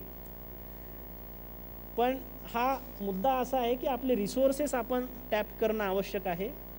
दुसऱ्या देशातले जर तुम्ही रेट्स बघितले तर चक्कर येणारे, भोवळ येणारे अशा पद्धतीचे रेट्स असतात. भारत या बाबतीत फार मागे आहे आणि नाशिकचा जर आपण बाकी शहरांच्या तुलनेत विचार केला तर आपण त्याच्यापेक्षा मागे होतो. त्याच्यामुळे होतंय काय की आपण जवळपास 62 कोटी रुपये दरवर्षी खर्च करतो, 44 कोटी रुपये आपली वसुली होते, 18 कोटीचा याच्यात नेट लॉस होतो. आम्ही काय करतोय, आम्ही असं करतोय की हे जे पाणी मुरतंय कुठं हे शोधण्यासाठी एक जॅपनीज कंपनी आहे NJS नावाची, त्यांची नेमणूक केली आहे आणि ते त्यांचं पुढचं वर्ष 1.5 वर्ष पूर्ण शहरामध्ये 20% शहरांमध्ये म्हणजे 5 घरांमागे एका घराला भेटी देऊन पूर्ण GISच्या नकाशावरती स्टडी करून त्यांचा रिपोर्ट देणार की अमुक ठिकाणी अमुक गल्लीमध्ये इथे लिकेजेस आहेत, या ठिकाणी हा जो पंप लावलेला आहे गंगापूर धरणाला तो इतक्या कॅपॅसिटीचा लावला तर इतकी विजेची बचत होईल, या ठिकाणी पाईपला असा बेंड केला आहे तो 90 डिग्रीमध्ये आहे तो 135 मध्ये केला तर इथे विजेची बचत होईल. असं सगळं स्टडी करण्यासाठी त्याला वॉटर ऑडिट म्हणतात. ती वॉटर ऑडिटची प्रक्रिया आपण आता सुरू केलेली आहे, वर्क ऑर्डर दिली आहे, काम सुरू झालेलं आहे. मूळ जो निदान आहे तो निदान करायचं जर असेल तर ह्याच्याशिवाय दुसरा पर्याय नाही, आपण हे करतो आहे. आणि हे होत असताना, हे झाल्यानंतर आपल्याला नेमकं लक्षात येईल की कुठं पाण्याची टाकी बांधली पाहिजे, कुठे पंपाची कॅपॅसिटी वाढली पाहिजे, कुठे लिकेजेस दुरुस्त केले पाहिजेत.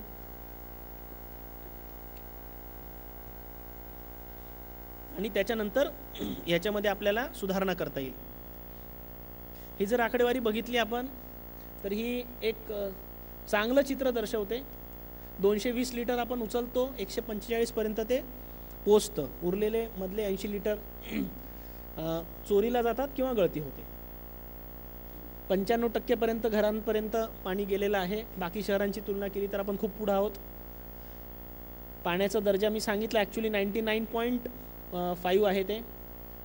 अडचणीचा मुद्दा हा आहे, जितकी पाणी पुरवठा खर्च वसुलीचं म्हणजे जेवढा आम्ही खर्च केला पाहिजे त्याच्यापेक्षा आम्ही 60%च मागणी करतो आणि त्याच्या 60% वसूल करतो. म्हणजे वसुलीलाही भरपूर वाव आहे. अडचणीचा मुद्दा हा आहे. विना महसूल पाण्याचे प्रमाण 40%. 100 लिटर पाणी जर आम्ही उचलत असू तर 60 लिटर पाण्याचाच फक्त पैसा वसूल करतो. म्हणजे उरलेले जे 40% आहे त्याच्यामध्ये एक तर चोरीला जातं, गळती होते, किंवा तिथं पाणी घेऊनसुद्धा मीटर बायपास केलं जातं. अशा पद्धतीचे गैरप्रकार होऊ शकतात. हा एक खूप मोठा आकडा आहे आणि खूप मोठा चॅलेंज आहे. पुढच्या वर्षभरामध्ये आम्हाला हा भरून काढायचा आहे. हा दिसतो विषय तसा तितका सोपा नाही. रस्त्यावरचा खड्डा सहज दिसतो, आपण लगेच दुरुस्त करतो. ह्याच्यामध्ये जायचं असेल तर हाऊस टू हाऊस जाऊन तपासण्याशिवाय पर्याय नाही. आपण मी सांगितल्याप्रमाणे त्याच्यासाठी एजन्सी नेमलेली आहे. दुसरा आपला चर्चेचा मुद्दा आहे, त्याच्यामुळे आपण इथं काय काय करू शकतो. पाणी पुरवठ्यामध्ये आपल्याला पाण्याच्या सोर्सचा प्रॉब्लेम नाही, प्रॉब्लेम आहे डिस्ट्रीब्युशन लाईनचा आणि त्याच्या सिस्टमचा. वॉटर ऑडिट मी सांगितलं आपण करतोय. ते झालं की आपण पुढचे जे काही सोल्युशन्स निघतील ते त्याच्यामध्ये करणार. आता दुसरा आपला मुद्दा आहे मलनिस्सारण व्यवस्था म्हणजे ड्रेनेज सिस्टम. तर आपल्याकडे साधारणतः 270 अधिक 72 हे 72चं काम फायनल स्टेजला आहे. एवढं 342 मिलियन लिटर्स पर डे म्हणजे 342 दशलक्ष लिटर 34 कोटी लिटर इतकं घाण पाणी आपण रोज ट्रीट करू शकतो. हे जितकं सिवेज जनरेट होतं त्याच्यापेक्षा जास्त कॅपॅसिटी आहे. प्रॉब्लेम काय आहे. प्रॉब्लेम असा आहे की गंगापूर झोनमध्ये एकसुद्धा नाही आणि पिंपळगाव खाम झोनमध्ये एकसुद्धा WTP STP नाही. त्याच्यामुळे इतकं पाणी आपण उचलून पंपिंग करतो. रोज 2.5 कोटी लिटर पाणी गंगापूरमधलं पंपद्वारे तपोवनच्या STPला नेतो आणि पिंपळगाव खामचं जवळपास 4 कोटी लिटर पाणी रोज आपण पंपिंग करून चेहडीला नेतो. त्याच्यामुळे हा पंपिंगचा खर्च तर वाढतो, पण तपोवन आणि चेहडीचे जे प्लॅन्ट्स आहेत ते इतक्या जास्त कॅपॅसिटीमध्ये चालतात की त्याच्यामुळे त्याच्या एफिशियन्सीवर कधीतरी परिणाम होऊ शकतो. ते योग्य नाही. या 2 ठिकाणी आपण STP बांधल्या पाहिजेत. हे मंजूर झाले होते, भूसंपादन रखडल्यामुळे ते केंद्र सरकारने रिजेक्ट केले. आम्ही आता त्याला पुन्हा मागणी केली की आम्हाला या 2 ठिकाणी STP बांधायचे, त्याच्यासाठी निधी द्या. दुसरा अडचणीचा मुद्दा काय आहे आपल्याकडे की एकूण त्यावेळेस जे STP बांधकाम झाले त्यावेळेस 30 BOD या क्षमतेने त्याचं बांधकाम झालं. त्यावेळेसचे निकष 30 होते. आता काळ बदललेला आहे. 10 वर्षामध्ये ते निकष 10 वरती आले आहेत. पण STP ही अशी गोष्ट आहे की जे ज्या डिझाईनला तयार केली त्या डिझाईनलाच काम करू शकते. त्याला 10 वरती जर आणायचं झालं तर त्याला जसं मी मागाशी म्हटलो रेट्रोफिटिंग करण्याशिवाय पर्याय नाही. एखाद्याचा कॅमेरामॅनचा कॅमेरा असतो, त्याला ठराविक अंतरापर्यंतचं दिसतं आणि त्याला जर म्हणायचं आहे की 1 किलोमीटरवरच्या पक्षाचं चित्र काढ तर त्याला ते इकडे हातभर लांबीची लेन्स लावावी लागते. त्याच्यामुळे तशा पद्धतीचं याला ॲडिशनल रेट्रोफिटिंग करणे, ॲडिशनल कॅपॅसिटी करणे हे 100 कोटीचं काम आहे आणि ते झाल्याशिवाय आपण 30 BOD वरून 10 BOD वर येऊ शकत नाही. मात्र आम्ही असं केलं आहे तोपर्यंत की इकडून जे पाणी आहे ते सगळं पाईपद्वारे उचलून इकडे आणणे हा तात्पुरता मधला मार्ग तोपर्यंत केलेला आहे. कुंभमेळ्याच्या वेळेस विशेषतः हे काम स्पीडनी पूर्ण केलेलं आहे. आता जसं बाकी देशांमधली मी सांगितली चर्चा की जितका खर्च करतो तितका ते वसूल करतात त्या डिपार्टमेंटचा. आज 20 कोटीच्या जवळपास खर्च आपण मलनिस्सारणावर करतो आणि साधारण 11 कोटी त्याच्यातनं आम्हाला रेव्हेन्यू जनरेट होतो, जो की मलनिस्सारण लाभ कर आपल्या घरपट्टीवरती 5% प्रमाणे येतो. तर हा खर्च 9 कोटीचा इथे गॅप आहे. आणि मी सांगितल्याप्रमाणे जर ते रेट्रोफिटिंग केले 100 कोटीचे पिंपळगाव खाम आणि गंगापूर बांधले आणि बाकीचे पण सगळे पाईपलाईन लेडाऊन केले तर हा खर्च पुढच्या 10-5 वर्षामध्ये, कारण नवीन करायचं झालं तर टेक्नॉलॉजी बदलते. सध्याची टेक्नॉलॉजी कमी खर्चाची USB नावाची आहे. नवीन करायचं झालं तर SBR नावाची टेक्नॉलॉजी आहे. इलेक्ट्रिसिटी जास्त घेते, बाकीचे पण संसाधनं जास्त लागतात. 50-1 कोटीपर्यंत खर्च जाईल. हा एक मोठा तुटीचा प्रॉब्लेम महानगरपालिकेत आहे. 11 कोटी आणि 50 कोटी ही तूट काही आपल्याला भविष्यामध्ये परवडणारी नाही. बाकी शहरांची जशी मी तुलना पाणी पुरवठ्याची केली तशी सांडपाण्याची आपण बघा. ही गव्हर्नमेंटच्या वेबसाईटवरची आकडेवारी आहे. आपली जेवढं पाणी जनरेट होते त्याच्यापेक्षा 2% कॅपॅसिटी जास्त आहे. नवी मुंबई, पिंपरी चिंचवड अर्थातच चांगल्या महानगरपालिका समजल्या जातात, त्यांची कॅपॅसिटी जास्त आहे. पण तुम्ही पुण्याची कंडिशन बघा. 26% पाणी जे काही जनरेट होतं तिथं घाणपाणी, सांडपाणी, त्याला ट्रीट करण्याची कॅपॅसिटीच मुळात नाही. त्याच्यामुळे तुम्ही गोदावरीची तुलना मुळा मुठा नदीशी करून बघा, तुम्हाला फरकाचं कारण लक्षात येईल. नागपूर बघा, 42%च कॅपॅसिटी आणि तिची नाग नदी तुमच्यापैकी कोणी बघितली असेल तर त्याच्या कारण तुम्हाला इथं लक्षात येतं. ठाणे, कल्याण, मीरा भाईंदर सगळीकडे हा अडचणीचा प्रॉब्लेम आहे. नाशिक त्या मानाने आपण फार चांगल्या पोझिशनला आहोत. नंतर सांडपाणी संकलनाची इफिशियन्सी किती जनरेट होतं, त्याच्यातलं किती संकलित, त्याच्यामध्ये पण आपण टॉपवरती आहोत. काही शहरं अगदी 20-25% आपल्याला दिसून येतात. नंतर सांडपाण्याची व्याप्ती किती टक्के घरांपर्यंत आपली पाईपलाईन गेली आहे, आपण 82.9% गेलो आहोत. फक्त पुणे आणि नागपूर आपल्या पुढं आहे. पिंपरी चिंचवड, नवी मुंबई जवळपासच आहे. बाकी काही शहरं आपण बघू शकता, ठाणे वगैरे, सोलापूर, तिथे अजून ते फार मागे आहेत आपल्या. म्हणजे आपल्या लक्षात आलं की ह्या तिन्ही याच्यामध्ये आपण बाकी शहरांच्या खूप पुढं आहोत. महसूलचा जर विचार केला तर जितका खर्च होतो त्याच्या तुलनेमध्ये जो काही आपण रिकवर करतो तो 2/3 फक्त रिकवर करतो, 1/3 आपण रिकवर करत नाही, कारण आपले रेट्स कमी आहेत. बाकी शहरांमध्ये पुणे आणि नागपूरसह आपल्यापेक्षा कमी कॅपॅसिटीमध्ये काम करून सुद्धा खर्च मात्र ते आपल्यापेक्षा जास्त भरपूर प्रमाणामध्ये काढतात. ही जी कामं आहेत 619 कोटीची, ही याच्यापैकी काही कामं आधी JNNURM मध्ये होती, ती जमीन न मिळाल्यामुळे करू शकलो नाहीत आपण. पण ही कामं आता पुन्हा आपण मागणी केलेली आहे. 619 पैकी जी काही आपली मागणी मान्य होईल ती नॅशनल रिव्हर कन्झर्वेशन प्रोजेक्ट या नदी संवर्धन प्रकल्पामध्ये आम्हाला गोदावरी शुद्ध ठेवण्यासाठी ही आवश्यक आहे अशी कारण मीमांसा करून आम्ही ही मागणी केली आहे. त्याच्यामध्ये आपण बघू शकतात की याच्यातली ही जी 4 आणि 5 नंबरची कामं आहेत ती थोडी मागे राहिली तरी चालतात, पण ही 3 खूप प्रायोरिटीची आहेत. 80 किलोमीटरच्या लांबीची मलवाहिका टाकणं आवश्यक आहे आणि हे सगळं आम्ही मागणी केलेली आहे. पाणी 5 BOD पेक्षा कमी असलं तर काय होऊ शकतं. सिंगापूरचे प्राईम मिनिस्टर तत्कालीन तिच्या सांडपाणी ट्रीट करून बाहेर पडताना जे पाणी निघतं ते पाणी तिथे न्यू वॉटर या ब्रँड नेमनी विकलं जातं. ते पाणी पितानाचा सिंगापूरच्या प्राईम मिनिस्टरचा फोटो आहे हा, ली क्वान यू यांचा. आणि या लेव्हलपर्यंत आपल्याला खोटं वाटेल, पण मला आपल्या काही नगरसेवकांनी आणि अधिकाऱ्यांनी सांगितलं की आपल्याकडचे एक इंजिनियर इतक्या एफिशियंटली काम करायचे की ते सुद्धा ट्रीट झालेलं पाणी पिऊन दाखवायचे. हे नाशिकमध्ये झालेलं आहे. मुद्दा असा आहे की आपल्याकडे अशक्य असं काहीच नाही. आपल्याला फक्त तेवढी विलपॉवर पाहिजे आणि प्लॅनिंग पाहिजे. वाहतूक व्यवस्थेचा आपल्याकडे खूप मोठ्या प्रमाणावरती ऑनलाईन डिमांड आल्या. मी आकडेवारीत जात नाही, सध्याची परिस्थिती सर्वांना माहीत आहे. 240 बसेस चालतात, सोयीनुसार चालतात. आणि नाशिक रोड रेल्वे स्टेशनजवळ म्हणजे हे 2-3 जे आयडियाज आम्हाला आल्यात नागरिकांकडनं त्या मी आज इथं 2 स्लाईडमधनं दाखवतो. एक आयडिया अशी आली की रेल्वे स्टेशनच्या मागे तुमची जागा आहे तिथं काहीतरी करा. मग एवढं त्यांनी सांगितलं, आम्ही विचार केला काय करता येईल. तर 10 एकरची ही जागा मनपाची आहे, प्लॅटफॉर्म नंबर 4च्या बाजूला. हे म्हणजे सिन्नर फाटाकडची बाजू, इकडे समोरची बाजू. तर या ठिकाणी एक इंटिग्रेटेड बसस्टॉप, मगाशी आपण बडोद्याचं बघितलं तसं करता येईल का. म्हणजे लोकांना डायरेक्ट इथे बसने उतरले की डायरेक्ट प्लॅटफॉर्मवरती, मध्ये काहीच नाही.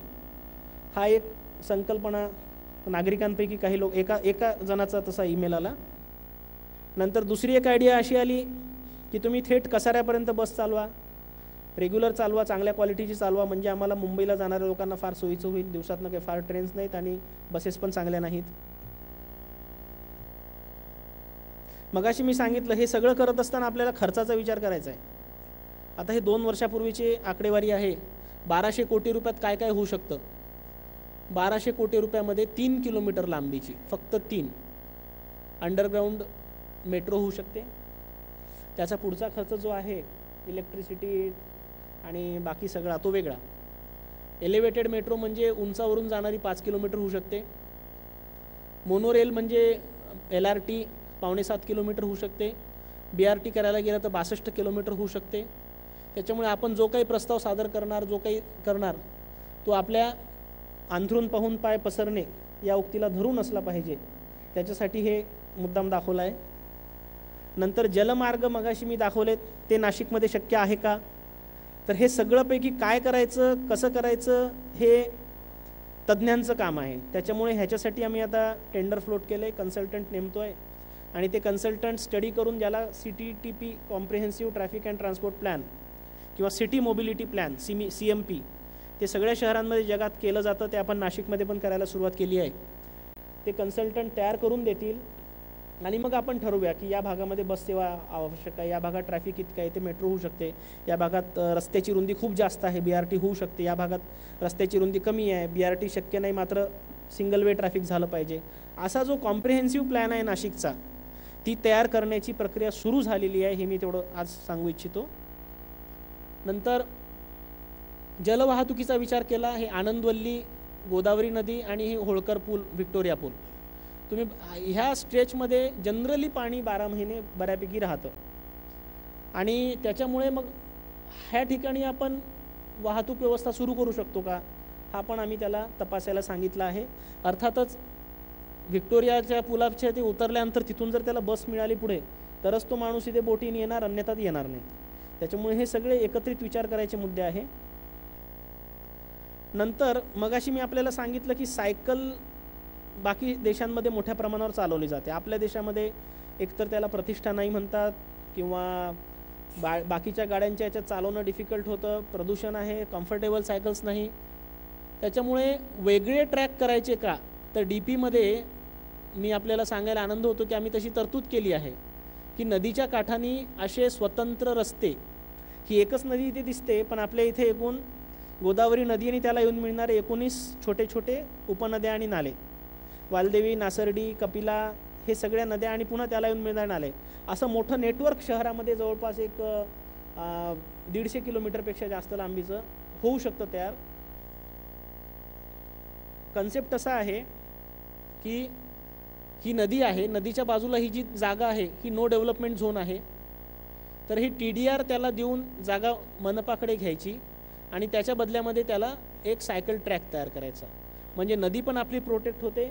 भविष्यामध्ये जी मिठी नदीची गत झाली मुंबईतली ट्रॅफिक कंजेशन आपल्या एन्क्रोचमेंटमुळे, ती आपल्याकडे होण्याची शक्यता टाळली जाईल.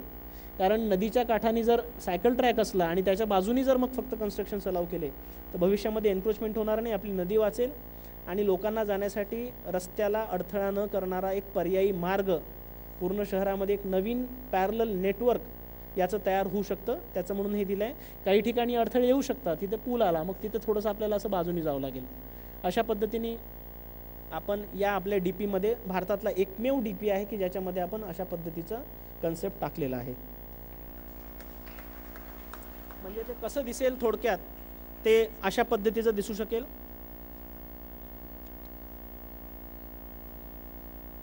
आपला 1-2 महिन्यामध्ये DP तो मंजूर होईल. नंतर नवीन DPमध्ये ही एक आणखी कन्सेप्ट टाकली आहे. आम्ही रस्त्याचा प्लॅन पण करून टाकलेला आहे. म्हणजे एकदा DP सँक्शन झाला की जे नवीन रस्ते तयार होणार त्या ठिकाणी कॉर्पोरेशनला ह्याला बायपास करण्याची संधी राहणार नाही. आज आम्ही काय करतो की पैसे कमी आहे मग चला 7 मीटरचा रस्ता करतो, इथे मोकळा ठेवतो, इथे मोकळा ठेवला की मग तिथे एन्क्रोचमेंट होतात. त्याच्यामुळे आज हा कंपल्सरी DPमध्ये प्लॅन असा टाकलेला आहे. याच्यात गाडी जायला जागा आहे, पादचारी मार्ग आहे आणि सायकल ट्रॅक आहे. त्याच्यामुळे हा सगळा असा जे अनडेव्हलप्ड एरियातले जे रस्ते आहेत भविष्यामध्ये असेच होतील अशी तरतूद आपण कायद्यामध्ये करून ठेवलेली आहे. असं पण काही फार जास्त शहरांमध्ये नाही आहे, मोजक्या शहरांपैकी आपण आहोत की ज्याच्यामध्ये याचा प्लॅन आपण केलेला आहे. पार्किंगची मी मगाशी सांगितलं की आज ही परिस्थिती आहे. मला स्वतःला म्हणजे काही नागरिकांनी येऊन सांगितलं की कोणीही उठतंय, कोणीही पावत्या छापतंय, कुठेही पैसे गोळा करते, अशी परिस्थिती आहे. आणि आम्ही किती ठिकाणी धाडी टाकल्या आणि 1-2 ठिकाणी गुन्हे दाखल केले. पण गुन्हे दाखल करणे हा काय परमनंट सोल्युशन होऊ शकत नाही. सिस्टम तिथे काम अशी केली पाहिजे की सिस्टमनी काम केलं पाहिजे. रोज काय आपण धाडी टाकू शकत नाही, रोज काय आपण माणसं पकडू शकत नाही. त्याच्यामुळे मगाशी मी जसं सांगितलं तर बंगलोरला जशी पद्धती सुरू झाली आहे तसं करता येईल का. सेम कन्सल्टंट तेच आहे आपले, त्यांना आपण करायला सांगितलं. त्यांनी सांगितलं की हे तत्वतः नाशिकमध्ये सहज शक्य आहे. 2 दिवस सर्वे पण झाला आहे. हे पण आम्ही येत्या वर्षभरामध्ये इम्प्लिमेंट करून दाखवू एवढं मी आपल्याला आश्वासन देतो.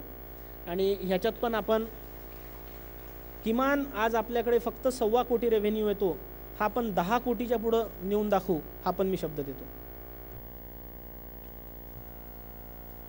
नंतर कचऱ्यामध्ये आपण काय करतो आहे. कचऱ्यामध्ये मुद्दा असा आहे की आपण घंटागाडी आली नाही, इरेग्युलर आहे, काम बरोबर चालू नाही, ही चर्चा करण्यात अर्थ नाही. आपण कुठल्याही मुद्द्याच्या मुळाशी गेलं पाहिजे. आपल्याकडे 1900 किलोमीटर लांबीचे रस्ते आहे. घंटागाड्या किती आहेत? 176. 1900 भागिले 176 जवळपास 11.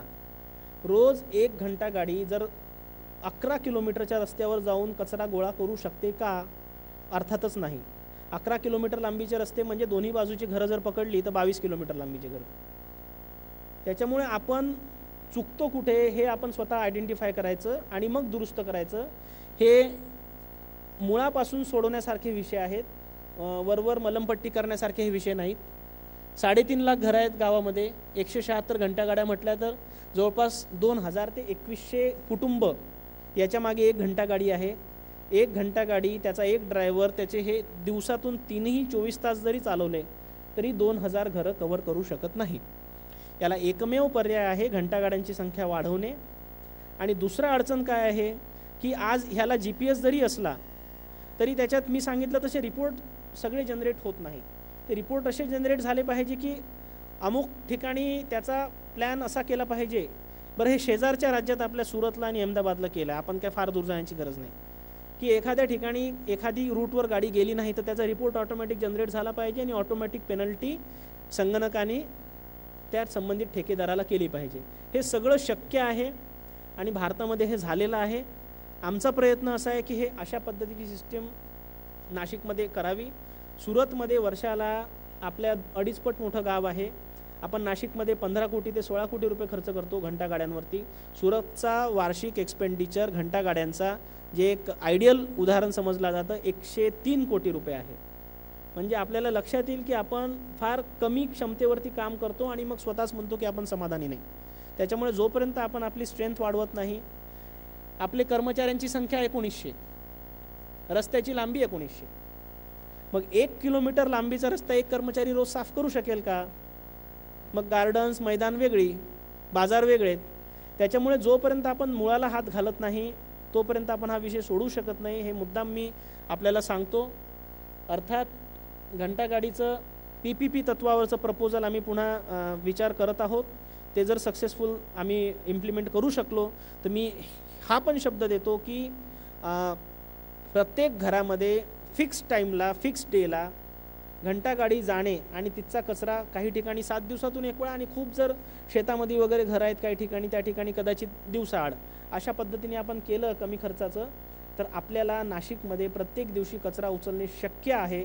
हे मी आवर्जून सांगतो. आणि जर हे स्मूथली इम्प्लिमेंट झालं तर हे वर्षभरामध्ये तुम्हाला 100% याच्यामध्ये टर्नराऊंड झालेला दिसेल. हे पण मी तुम्हाला आवर्जून सांगतो. सफाई कर्मचाऱ्यांच्या भरतीला बंदी आहे. आपल्याला पेपरमध्ये वाचलं असणार. 1900 कामावर आहे, 3700चा शॉर्टफॉल आहे.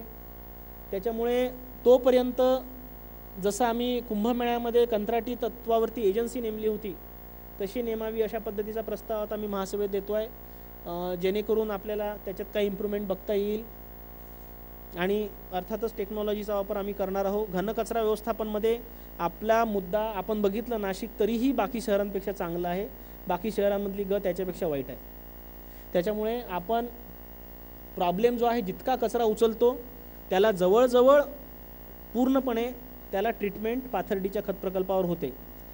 मुद्दा हा आहे की आपण 100% कचरा उचलतच नाही. आणि त्याचं कारण मी आपल्याला सांगितलं आहे की जर दिवसाला 300 ग्रॅम कचरा एक व्यक्ती करत असेल, आपले निकष 300 ते 350 आहेत जनरली होतात भारतामध्ये, तर 480 टन होतो, तिथे आमचा 400 टनच पोहोचतो. हा गॅप जो आहे हा भरून काढण्यासाठी मुळावर घाव घालणे याच्याशिवाय दुसरा कुठलाही पर्याय नाही. आणि बाकी शहरांचा विचार केला तर तिथे उचल बऱ्यापैकी आहे, तिथे प्रक्रियेमध्ये ते आपल्यापेक्षा कमी आहे. आपण बघू शकता की पुणे शहरामध्ये तर मागे अगदी दंगली होण्यापर्यंत 1-1.5 वर्षापूर्वीपर्यंत परिस्थिती आली होती. नंतर हे खत प्रकल्प बाकी शहरांपेक्षा आपण चांगल्या परिस्थितीत चालवतो, मात्र याच्यामध्ये सुधारणेला खूप वाव आहे. त्याच्यामुळे हे चालवण्यासाठी स्पेशलाइज एजन्सी नेमण्याची प्रक्रिया सुरू आहे. महिन्याभरामध्ये पूर्ण होईल आणि आपल्याला खत प्रकल्पाच्या एकंदरीत त्याच्या ऑपरेशन्समध्ये पण भरपूर सुधारणा झालेल्या 2 किंवा 3 महिन्यात दिसतील. सार्वजनिक शौचालय स्वच्छ भारत मिशनमध्ये आपण बांधायला घेणार आहेत. 101 लोकेशन्स आम्ही आयडेंटिफाय केले. याच्यामध्ये मी सविस्तर जात नाही, फक्त एक सांगतो, ही शहरातली लोकेशन्स आहेत सार्वजनिक शौचालयांची. फक्त एक सांगतो की ज्यांच्या घरी शौचालय नाही असे 7150 वगैरे घरं, म्हणजे जे उघड्यावर जातात असे लोक सर्वेमध्ये आम्हाला सापडलीत जुलैमध्ये.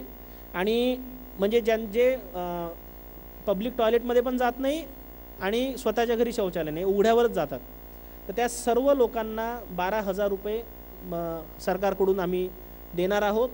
पुढच्या 10 दिवसामध्ये ती रक्कम वाटली जाईल आणि त्यांनी इंडिव्हिज्युअल टॉयलेटच बांधावं असा आग्रह सरकारचा आहे आणि महानगरपालिकेचा पण आहे. पब्लिक टॉयलेट कमीत कमी बांधावेत, कारण शेवटी जे सर्वांचं असतं ते कोणाचंच नसतं.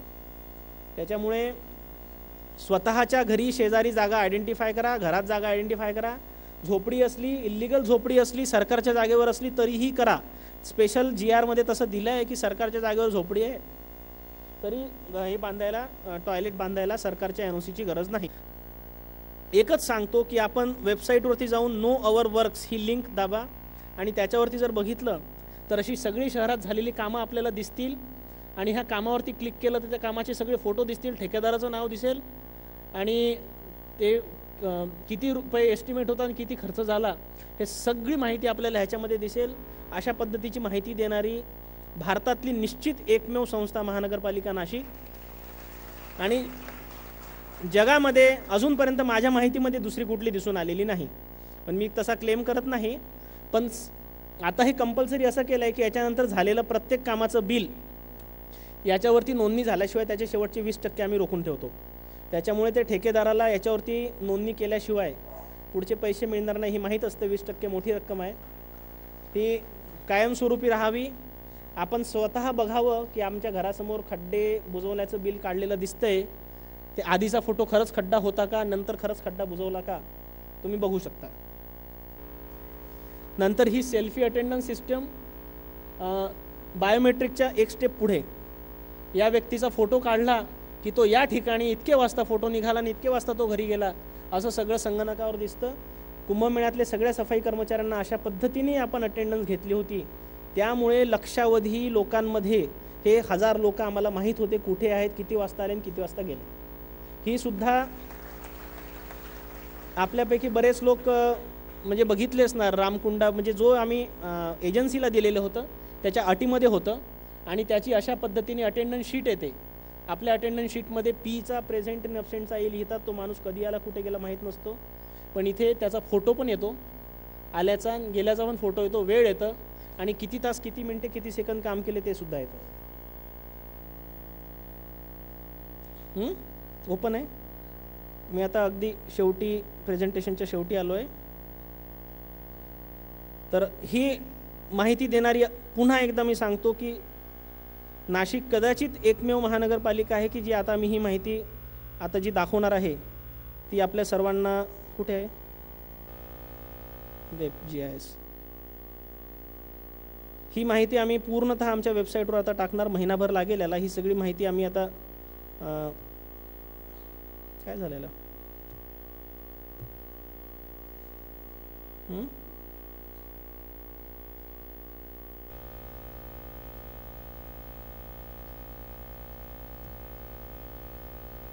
महानगरपालिकेचे सगळे रस्ते, पाईपलाईन, दवाखाने, रोड डिवायडर, रस्त्यांचे प्रकार हे सगळंच्या सगळं आपण गुगल मॅपवरती टाकलेलं आहे. आपण बघू शकता. आता याच्यात समजा कुठल्या याच्यावर क्लिक केलं तर सिमेंट कॉन्क्रीटचे रस्ते कुठले क्लिक करायचं, ते येलो कलरमध्ये आपल्याला आलेले दिसतात.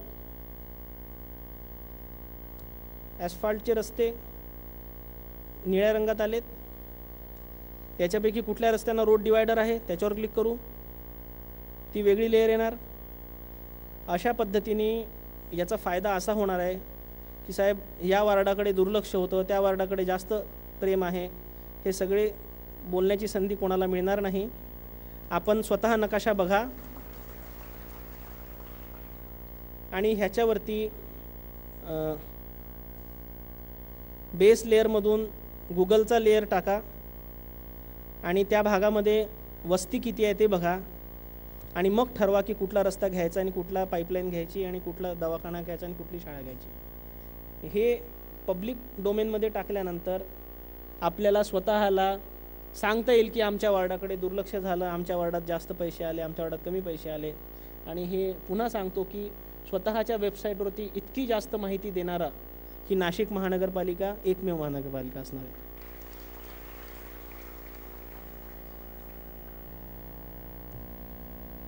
अशा पद्धतीने दिसेल. त्याच्यानंतर त्याच्यातल्या एका रोडवर तुम्ही क्लिक केलं त्या रस्त्याचे डिटेल्स येतील, लांबी, रुंदी, कुठल्या वर्षी त्याची दुरुस्ती झाली आणि कुठल्या वर्षी त्याचं काय झालं ते सगळे येतील. आता हे एकंदरीत जगात कसे शहर आहेत, नाशिकची वेगळ्या वेगळ्या क्षेत्राची परिस्थिती काय आहे, हे सगळं चर्चेला झालं. आता शेवटचा मुद्दा आहे की कुठल्या क्षेत्रामध्ये आपण स्मार्ट सिटी डेव्हलप करायची. तर मी सांगितलं की क्षेत्र विकासमध्ये एक युनिक ॲडव्हान्टेज नाशिक शहराला असा आहे, 44% क्षेत्र आपलं ग्रीन झोनमध्ये आहे आणि 2 महिन्यानंतर ते 16% होणार आहे. तर आपल्याला खूप मोठा एरिया डेव्हलपमेंटसाठी ओपन होणार आहे. हा ॲडव्हान्टेज दुसऱ्या कुठल्याच शहराला नाही. त्याच्यामुळे हे जे आपण हे इथं या ठिकाणी रामकुंड आहे, हा भाग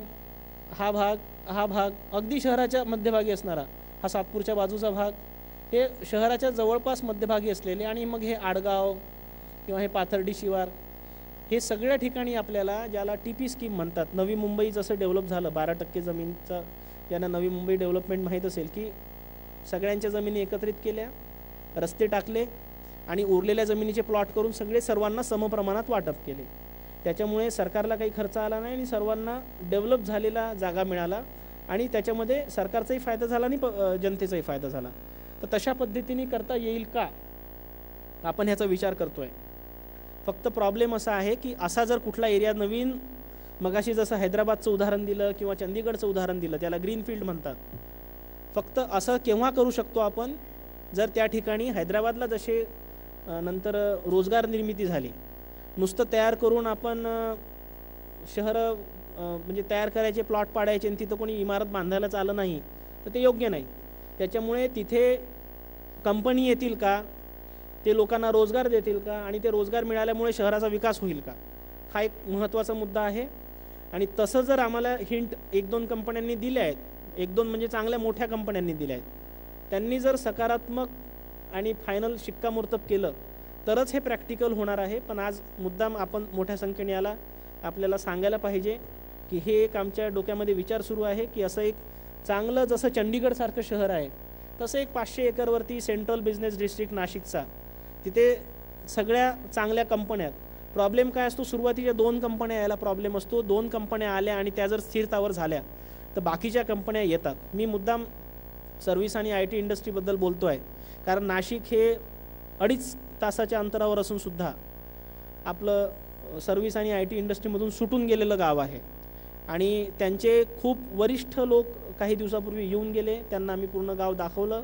नॅस्कॉम आपण नाव ऐकलं असणार आहे, सर्व सर्व्हिस आणि IT इंडस्ट्रीची प्रमुख बॉडी आहे आणि त्यांचे वरिष्ठ लोक आले, त्यांना सगळं दाखवलं. त्यांनी एकच सांगितलं, म्हणे हमको पता ही नहीं था नाशिक में इतना सब कुछ है, त्याच्यामुळे वो छूट गया हमसे, मतलब इट्स अ लॉस्ट डेस्टिनेशन, अशी त्यांची रिॲक्शन होती. आणि त्यांना न येण्याचं दुसरं कारण होतं एअरपोर्ट नाही, पण एअरपोर्ट आता तयार झालेलं आहे तर ते एकमेकांना पूरक आहे. हे जर होत असेल तर आपल्याला एक चांगला नवीन CBD करता येईल.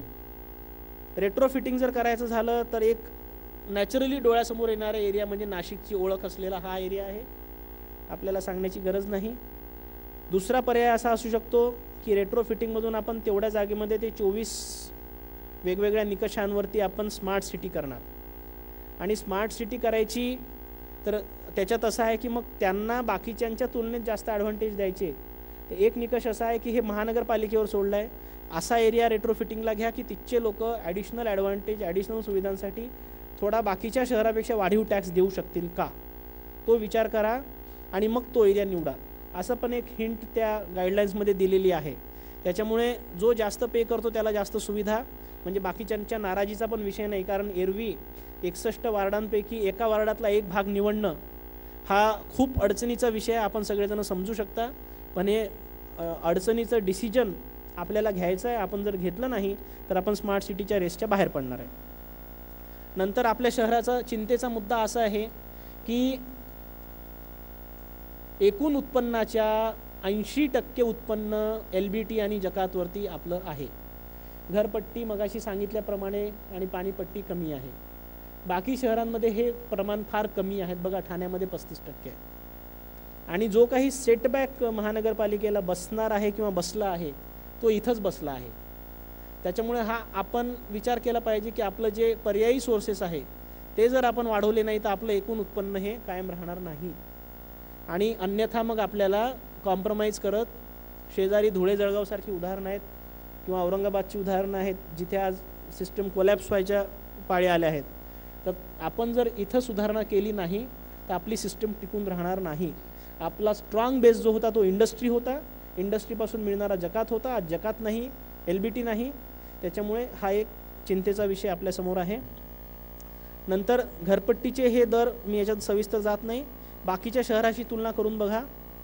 पाणीपट्टी तर आपण 10% 20% कमी आहोत, पण इथे दुपटीने वगैरे कमी आहोत. तुम्ही बघा पिंपरी चिंचवडची तर तुलनाच करू शकत नाही, पण बाकी शहरांची पण तुलना केली तर आपण फार मागे आहोत. त्याच्यामुळे ह्याच्यामध्ये आता दुसरं एक अडचणीचा मुद्दा असा आहे की एक तर दर कमी आहे आणि मुळामध्ये हे जे दर कॅल्क्युलेट करतात ते एखाद्या प्रॉपर्टीपासून मिळणारं भाडं किती असू शकतं त्याच्यावर करतात. पण शासन काय म्हणतंय की त्या घराची किंमत किती आहे त्याच्यावर करा. म्हणजे जो काही महानगरपालिकेच्या आमच्या कर्मचाऱ्याकडे काही जो गडबड करण्याची शक्यता आहे ती कमी होऊ शकते. मुंबईमध्ये तसं केलं आहे, रावेरमध्ये केलं आहे, जळगाव जिल्ह्यातल्या भगूरमध्ये आपल्या बाजूला केलेलं आहे, आपण अजून केलेलं नाही. त्यांनी अशी चर्चा होते की एकदम चौपट वाढणार, तर मुंबईने असं केलं की एकदम याच्यापेक्षा जास्त वाढू द्यायचं नाही. घर जितक्या रुपयाचं तितकी प्रॉपर्टी टॅक्स हा कॉमन थॉट असला पाहिजे. पण आज तशी परिस्थिती नाही आहे. आज परिस्थिती अशी आहे की त्या घरापासून किती भाडं मिळतं त्याच्यावर ते ठरवा. त्याच्यामुळे बऱ्याच ठिकाणी श्रीमंत लोकांना कमी आणि यांना जास्त अशा पद्धतीचे काही त्रुट्या आहेत. तर हा आमच्या लेव्हलचा पॉलिसीचा विषय आहे, आपल्याला फक्त चर्चेसाठी मी समोर आणला. नंतर पाणीपट्टीचं मगाशी मी सांगितलं. आपण ह्या वेगळ्या वेगळ्या शहरांचा विचार केला तर 1000 लिटर पाणी तयार करायला किती खर्च करतात. तर आपण बघू शकता की आपण अहमदाबाद आणि बडोदा आणि पुणे हे खूप कमी खर्च करतो. तर आपल्याला धरण पण जवळ आहे, तो पंपिंगचा खर्च वाचतो, पण आपण त्यातल्या त्यात एफिशियंटली काम करतो. नंतर महानगरपालिकेच्या मालकीच्या आमचे एकूण 2000पेक्षा जास्त दुकान आहेत. हा एक रेव्हेन्यूचा सोर्स आम्ही अजूनपर्यंत 100% वापरलेला नाही. याच्यापासून 4.25 कोटी ते 4 कोटीपर्यंत इन्कम आम्ही भाडं आकारलेलं आहे आणि त्याचे आजचे बाजार मूल्य जर विचार केले तर ते 15 कोटी आहे.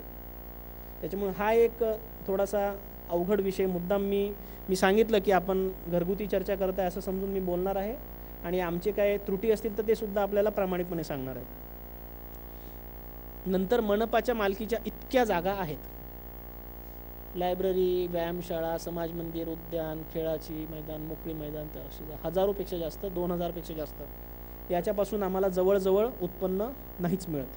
त्याच्यामुळे हा एक दुसरा मुद्दा आहे की ज्याच्यावरती आपल्याला स्मार्ट सिटीचा प्लॅन करताना दाखवावं लागेल की आम्ही ह्याच्यापासून कसं इन्कम जनरेट करणार.